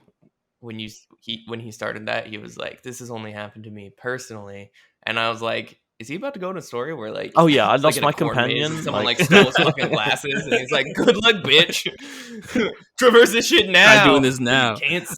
No, I was like, being just from what you were saying just now, Ben, and loving Metal Gear, I think that you'll love this section. I think that your feelings will probably reflect mine, and thinking like, this is great, and then it like ends, and you're like, wait, no, I want more. I want more of that thing. Why did it end? Everything you've said means that on paper, I am looking forward to this part of the game. Yeah. But yeah, the jail section. Also, that poster in Discord, 100% is the Metal. 100%, right? It even has metal in French on the front of it. It's like something metallic. Yeah. Oh, that's hilarious. That's yeah. so and then I sent the video of the elevator, and the shot of the cargo lift in the tank cannon from Metal Gear 1 is it's obviously they're conveying the elevator coming from top to bottom, Right, but right. it's the same sort of homage to it, which is That's so so weird to have like Metal Gear references in Stray. out of all games, right? Hey, maybe the Yeah. developers were big fans. Who knows? Hey. But yeah, a lot of the Puit is rain in French, so it's metallic rain. Metallic Rain. that's wild. That's so cool. Yeah, a lot of this section after you free Clementine is then freeing B12, and then you eventually do get B12 with you. Again, going through similar mechanics of trying to traverse the Sentinels while also staying sneaky. You do escape the place that you were being held captive, because ultimately your goal was putting the atomic battery in so you can activate the subway so you can eventually get out and get to where you need to go. Can I ask a question quickly, just out of curiosity? Yes. All right, I got two questions. Is there a reason why you free Clementine before B12? Because in my brain, rescuing B12 first makes the most sense. I think because he's the most useful. it's just placement. Like you run into right. where you're being captured too, because when you come to, you're in a little cage, and when you escape and then walk a little bit, Clementine's the first thing you see, and B12's in like this high security prison. It's like this big box that has these lasers around it and like 4 or 5 sentinels around it. So you just run into Clementine first. Okay, and secondly, does it do that Naughty Dog trope where your companions are invisible and cannot be detected by the enemies?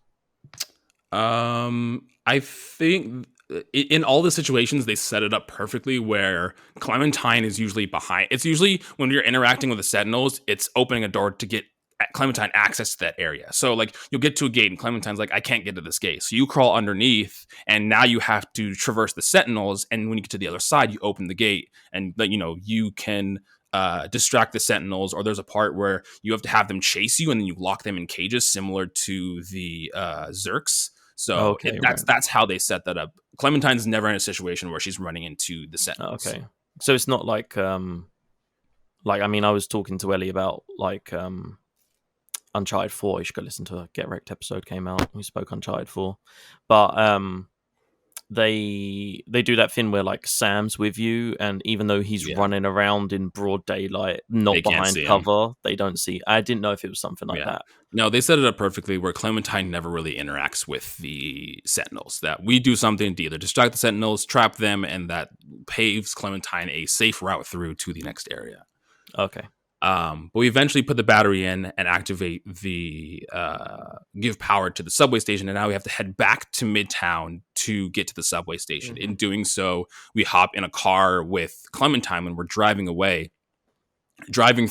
Midtown with this car, and we get to the spot where the stairs lead down into the subway, and there's only like a little hole, so we crawl through, and Clementine's like, I'll distract the Sentinels, you go forward, you go to the outside. That's a death flag, bro. That's a fucking death flag. Yeah, so Clementine hops back into the car and drives away, and you see like 5 or 6 Sentinels drive towards her, not paying any attention to us. Now our goal is to go down and go into the subway. You take the subway.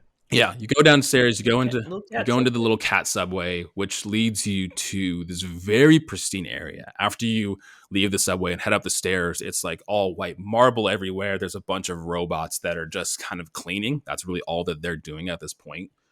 And when you talk to them, they say, you kind of imply that you were wanting to leave because there is a big door that says it's to the outside. And when you talk to the robot, they tell you that the situations outside aren't to standard, and you have to talk with the people in the control room. They all keep referencing that there's these individuals in the control room that are controlling everything. One way or another, you do get into the control room, it's funny because B12 tries to hack the door and can't, and there's another panel on the other side, and what the cat does is just scratches the cores in the panels, which like disrupts the door, and that's how you get into the door, which I thought was really funny. You have to do like the whole scratching mechanic where you're doing both of the triggers. But when you get into the control room, you realize that this place has been locked and there's been no people in there at all. So there's been no one able to get into the control room to even open the doors in the first place. That if there was individuals in there, that they have died, but no one is in the control room running this place. And everyone thought there were. Yeah, I was going to say that they were stuck, but not like through... like anyone could have walked into that control room at any point and opened the door. It's if just you got people if you had assumed there was access someone's to in it. there. Yeah, You would have to reactivate right. the subway. Yeah, Oh, okay, so all of that right, situation. Yeah. all of that situation, getting past the Zergs. So in the control room, what you're doing is you're trying to activate the room. Because what we find out earlier in the game is that the city is under this giant dome, or there's this big wall that's blocking the top. Like the sky that people think are stars are really just lights of this dome that's overseeing this entire city. So what we're doing in the control room is trying to open that door, Mm-hmm. which involves there's kind of these three different monitors that you have to do. Because when you try opening the door the first place, it locks you out of it. And there's like 3 locks on there. So there's 3 security measures that have to be broken into to finally open the door. Right. While B12 is trying to hack the door, it's funny because there was this mechanic early on where you're a cat and you're walking across a keyboard and like trying to type and stuff. That happens earlier on. I mean, you can talk to someone. It's like an instant messaging thing, isn't it? Yeah, exactly. So you kind of have to do that in this section. There's kind of these rows of keyboards, and some of them are lit up and some of them aren't. And when you walk across the keyboard, it lights up the monitors. So you have to just light up each one of the monitors. And then in doing so, it sets up 3 different points around the room in which you have to go scratch the wires, and then B12 hacks that spot. Okay. Every time B12 hacks one of the spots, he sparks, and he's like, oh, okay, like this is taking a little energy out of me, but by the 3rd one, I'll be able to recharge and be fine. Come to realize that after the 3rd one, he knew all along that he wasn't going to, that the body that he's at is not going to be able to take the amount of energy needed to open these doors, and B12 does die. Which is, there's a really sad scene. Yeah, after you he opens the light, he falls on the floor, and then the cat like rubs her face on it, and then just lays next to B12, and it was really sad because they were friends. Fuck. Okay.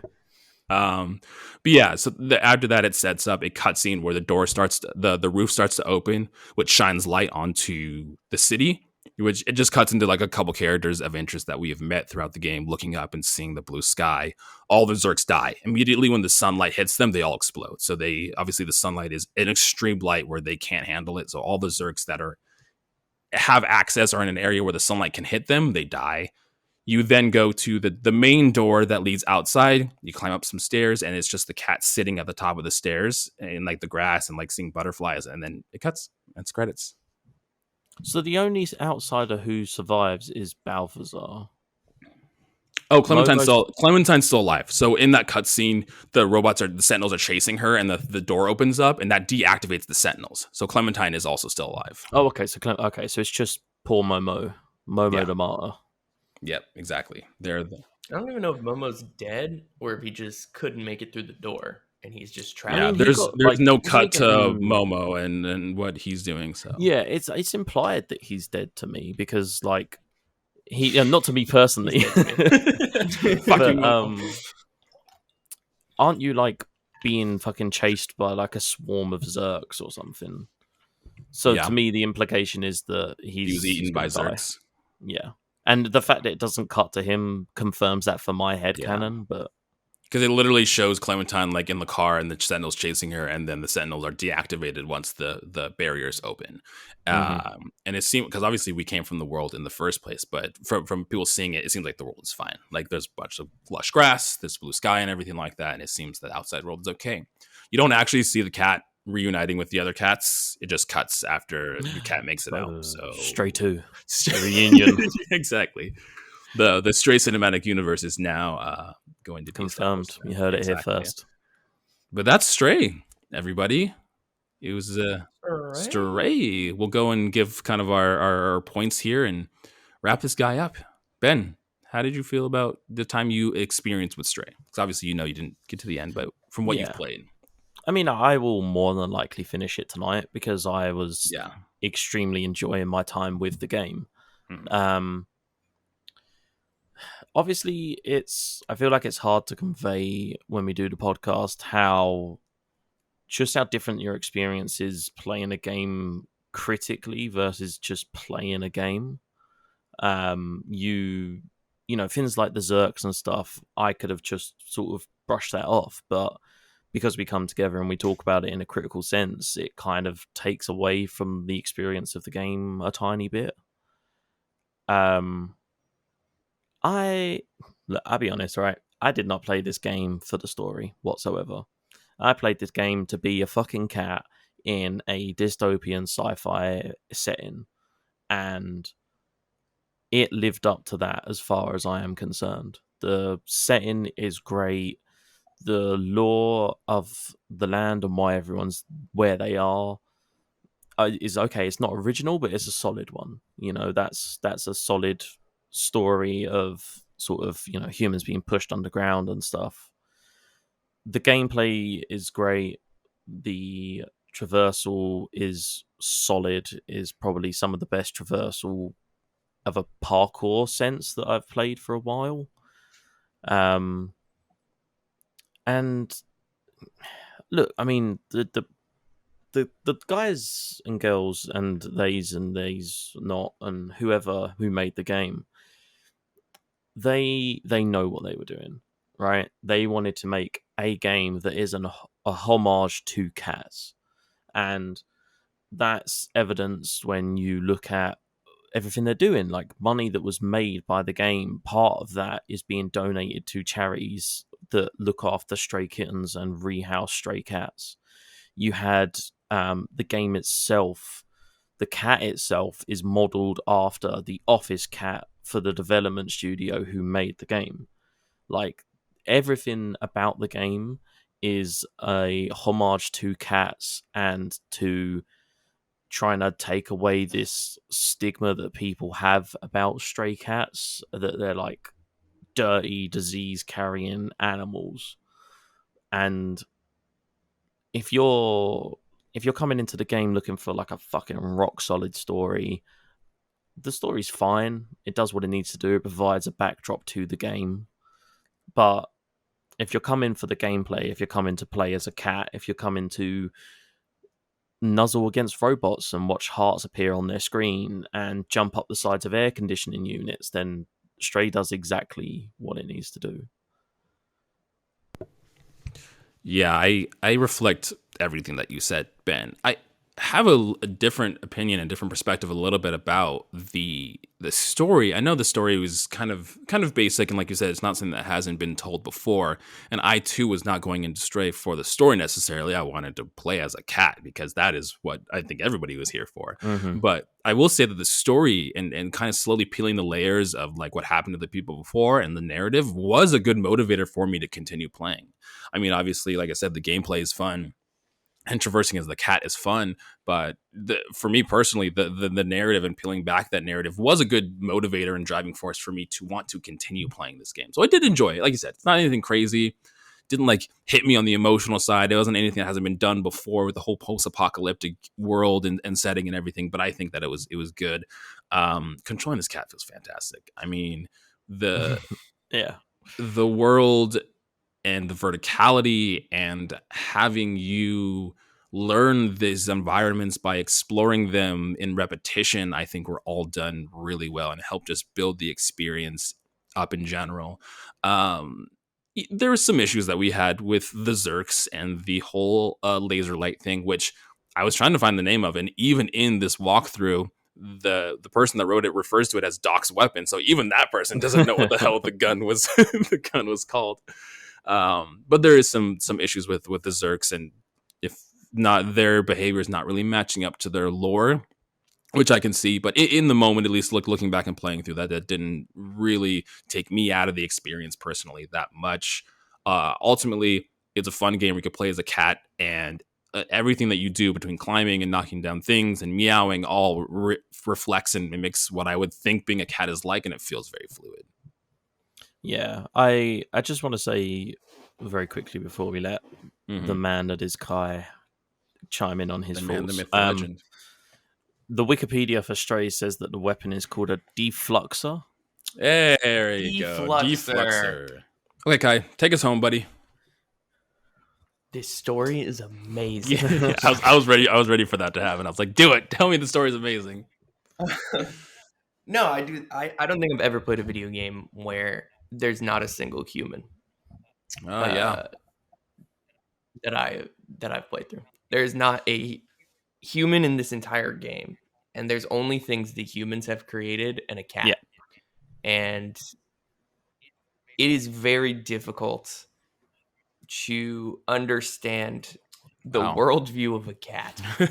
So we put, when we play games, we put ourselves in the position of the main character and what that experience is like, and we identify with them. That's what, all storytelling is, for the most part, is trying to make people identify with the experience of another. And so it's interesting how much you can project human feelings onto a creature that, and this is going to upset some people who I know, including our significant others, who believe that cats are, high functioning beings that have deep understandings of, human experience. They don't. They're very simple creatures, unfortunately or fortunately, as that may be, which is what makes them great. And so it was interesting playing through this, how much of my own human experience I can apply to something that I logically understand would never be able to experience the feelings that I am. Right. I think the dynamic between the cat and B12 is perfect in that it bridges that humanity gap of B12 makes up for everything that the cat can't do. The communication, the, understanding previous experience, the connecting to humanity in a way of explaining, that it wasn't perfect, but that what remains was built by it. And so in that way, they're kind of viewed as these godlike beings. Yeah. Like every individual you interact with is just living, but they're built for a purpose, right? Like every single thing in this game was built for a purpose. There's nothing in here that's just, oh, I'm just experiencing life and trying to, what humans do. They were built for servitude in a sense, and then they developed their sentience, which I think is an incredible world. I think it's a very interesting principle of understanding what, our own connection to what we build is, and like what would the world look like if we suddenly were gone and the only thing that was left was the things that we made, and what would they do? I mean, at this point, probably not much, but in a future state where, our AI is much better, I think that's an interesting question. And I think it's a very interesting world to explore. I mean, the story's not perfect, but it is good. And I think the real gem of this game doesn't even have to do with the cat, which is really sad, because maybe it should be at the end of the day. Maybe it should be the cat is the main thing. But I think the environment and the world building is maybe some of the best I've ever seen. Like, you could have done anything in this world. Yeah. And when we were playing it, I was thinking the same thing. Like, I was like, oh shit, this would make a great 3D shooter. Like, if you wanted to, like, if you wanted to do something like Ratchet and Clank, if you want to do something Jack and Dexter in this world, perfect. You want to do something like Disco Elysium, would fit perfectly in this world, where you have this dystopian exploration of, high detail things that are happening around you and understanding where you are in a place. And like, I mean, truly incredible work from this developer. And I hope that they continue to build these very dense and beautiful and varied environments, because I think that's what they did really well. I think the cat was a vessel to look at the world in a different way and to experience it differently than we would as like a human, which, back to the point that Ben brought up, was like, oh, we go upstairs, like that's how we traverse the world. But being able to see it from a different perspective does add something to it. But I mean, at the end of the day, I mean, I think that is the thing I most took away from it, is just being able to be in such a fleshed out. And even when we were playing it, like, we were like, oh, this could be a scene from Last of Us, which is saying a lot. Like, Naughty Dog, one of the greatest, studios of the last 10 years, who has created some of the most memorable environments and scenes in video games, like that comparison is being drawn to a developer where this is their, like, really their first foray into like the high end level indie game making. 100%. And not to be Americentric, but also a developer who is developing games that hit with an American audience that is not American. They're French. So they're developing, their games in different countries. It was the same thing in Disco Elysium, where it's like, not only do you have a completely different cultural context, you speak a different language, and the game is beautifully written, you're able to connect with it, you're able to understand it without that cultural context. Yeah. And that's incredibly impressive Absolutely. thing to be able to achieve, especially this early on as far as, a development career goes for a studio. Yeah. So my title for this is 9 meows out of 10 meows. I think this is an incredible first jump into what's possible from indie developers. Is what I love about indie games. It's always something unexpected. It's always an adventure, and there are little aspects of it that like I could nitpick to death, like the Zerk things and the stupid mechanics of the laser beam or the defluxer. But like at the end of the day, it was a great experience. It was beautifully made. It made me feel something. That's all I can ask for. And it was $30. Yeah, exactly. Like it's and still for an us, in-game quote at the end of unquote, the day. free. It's still half the AAA title, quote unquote, free for us who have the PlayStation Plus service. So yeah, I mean, I was pleasantly surprised. I knew this would probably be good. And I do understand people's response to, wanting more of them. And so who is this for? People who enjoy those games. Yeah. Also, if you enjoyed kind of puzzly games, like I would say that's probably the main target More of this, puzzles. right? Is More like if puzzles. you enjoy environmental puzzle games, You'll enjoy this. That's what Absolutely. this is an environmental puzzle game with really beautiful interactivity and a very unique perspective of a main character. Yeah. But So- yeah, And oh, sorry. No, I was just going to say, I think that I think a longer playtime actually would have been detrimental to it. I think it actually would have I think harmed it was good experience, a good time. I liked what I played. Again, there's an aspect that I would have wanted more of, but in sense of like length in general, I think it was fine. But guys, that is Stray. We have wrapped up our time with the kitty cat game, and now it's time to get into our next main series. So there's a little story here before we go on. So I had like the idea of what I wanted to play. I kind of had 3 games. I ran like not Some Past Ben, but I ran kind of the idea of Some Past Ben. And then I was listening to Morgan's podcast, Intergalactic Pinecast, and Nave had recommended a game. And no, Ben, don't get excited. Hold on.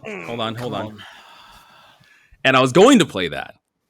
But then when looking at that, we are going to hit our 100 episode in this next main series. I had to change it. And this game has a reputation here on our podcast. It's almost a meme at this point. But I think that it would be fit perfectly if with our 100 episode special, we play this game. So our next main series is going to be none other than Chrono Trigger. Fuck you. Okay, do you want to hear a story? Yeah. Chrono Trigger was my next main series. Was it? Oh, damn. And I had this whole thing, same as you. I was going to be like, it was a meme. We're finally doing it. We're playing Chrono Trigger. That's amazing. I'm so happy, Ben. That's crazy. It had to be. It had to be. For the 100th episode, it had to be Chrono Trigger. So many people have talked about it. So many people have said that this is a game that we should play. So we're going to be playing through Chrono Trigger. Now, my own personal stipulation with this is I'm going in with 0 expectations. My idea is this game, it could be great, it could be awful, and it could be in the middle. Because my problem with Super Mario RPG is I went in with way too high expectations and did not enjoy it. So not going in with any expectations. Chrono Trigger could be bad, awful, or amazing. Kai's spirit is so broken. Well, it's funny when you said JRPG just now, too, because I was like, Look at these. Look at this. Look at this graphics. Look at this Hey, bullshit. you are a story person. You should be not worrying about the So I had this like bullet point speech that I was going to make about how Kai hates because I was just going to say, Kai hates JRPG. He hates turn-based games. It is everything that Kai dislikes. It has time mechanics, everything. Now, I have to ask, I don't know if they have done or not. Are we playing OG Chrono Trigger, or is there like a remake with quality of life improved? So this is what I was going to get into as well. But yes, it seemed from my research that the Nintendo DS version is the definitive version. I'm going to leave it up to not only us, but the audience it's very expensive, on which version they want to play. Like Ben, if you look at DS, and because we're going to emulate it, I'm not going to buy this game.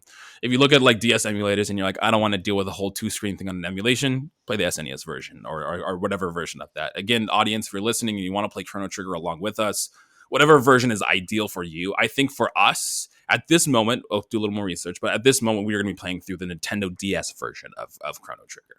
Isn't there like a Nintendo Switch port of Chrono Trigger? No, Chrono Cross. It's different. What? How is Chrono Trigger not on the Switch? It's not on a lot of things. I think it's on Steam and it's on DS and it's on SNES and. So Chrono Trigger is $150 on DK oldies. What the? Who is playing? I'm telling you, man. Just emulate it, you fucking monsters. What is wrong? The DS version or the? That's the DS version. Oh, there is so few pixels in these screenshots. I am ready for this. Are you excited for all the less pixels, all the pixels? Well, so this game is one of those games. That it's on PlayStation. It was on PlayStation as well, and it's on mobile.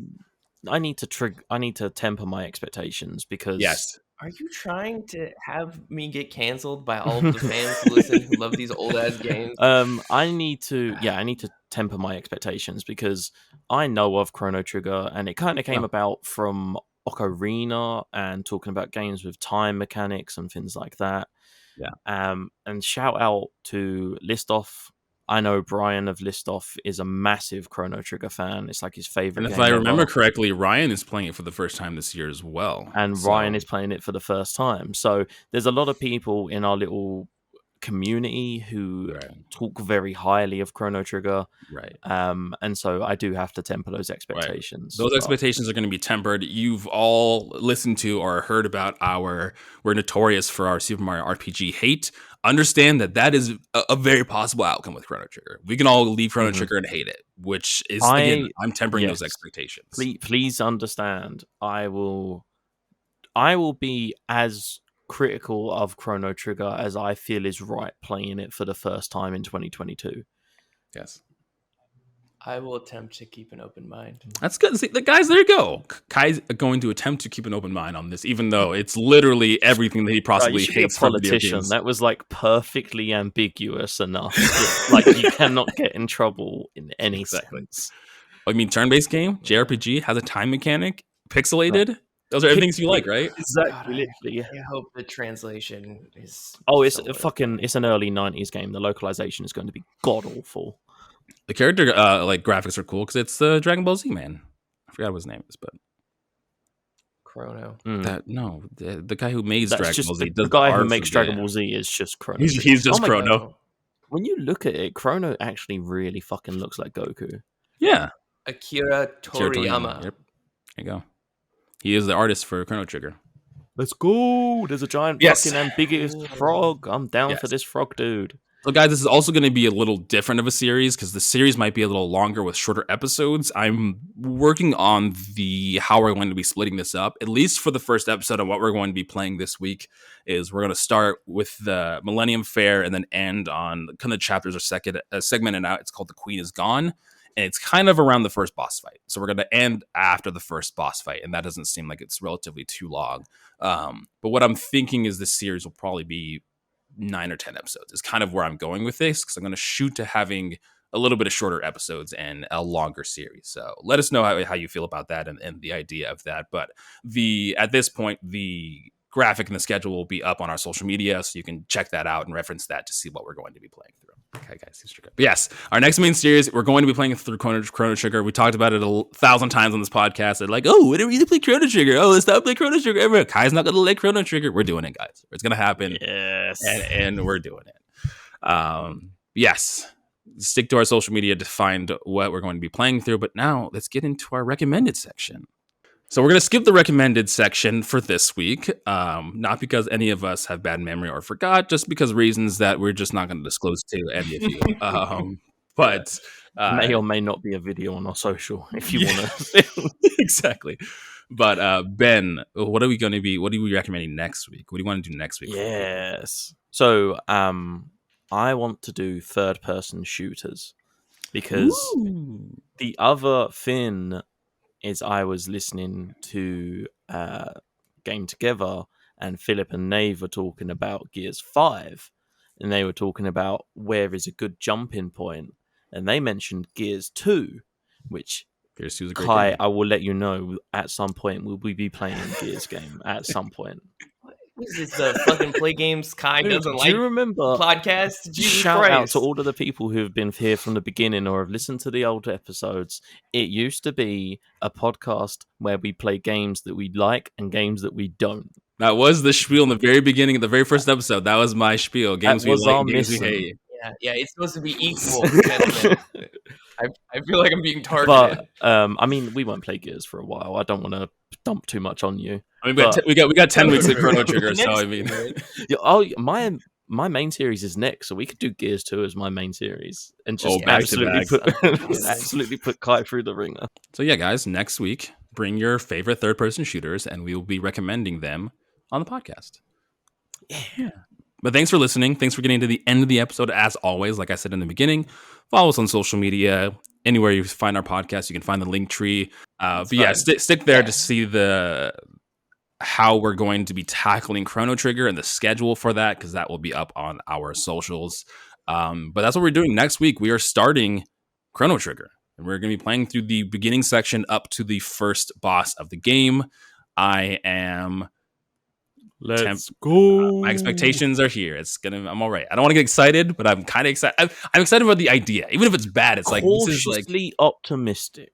Yeah, I'm cautiously optimistic. There we go. I'm cautious. We have been talking about Stray for over 2 hours, gents. This is worse than Kirby's Dream Course. Right, I know. And you forgot the Discord yet again. That makes sense. I wasn't done yet. Go follow our Discord. We have lots of fun conversations, lots of stuff that we do there. It's a grand old time. I didn't forget it this time. But guys, thanks for getting to the end of this episode. We love you. We'll see you next time with Chrono Trigger. Peace out. Bye. Goodbye, y'all. Kai said. No goodbye from Kai. He is broken.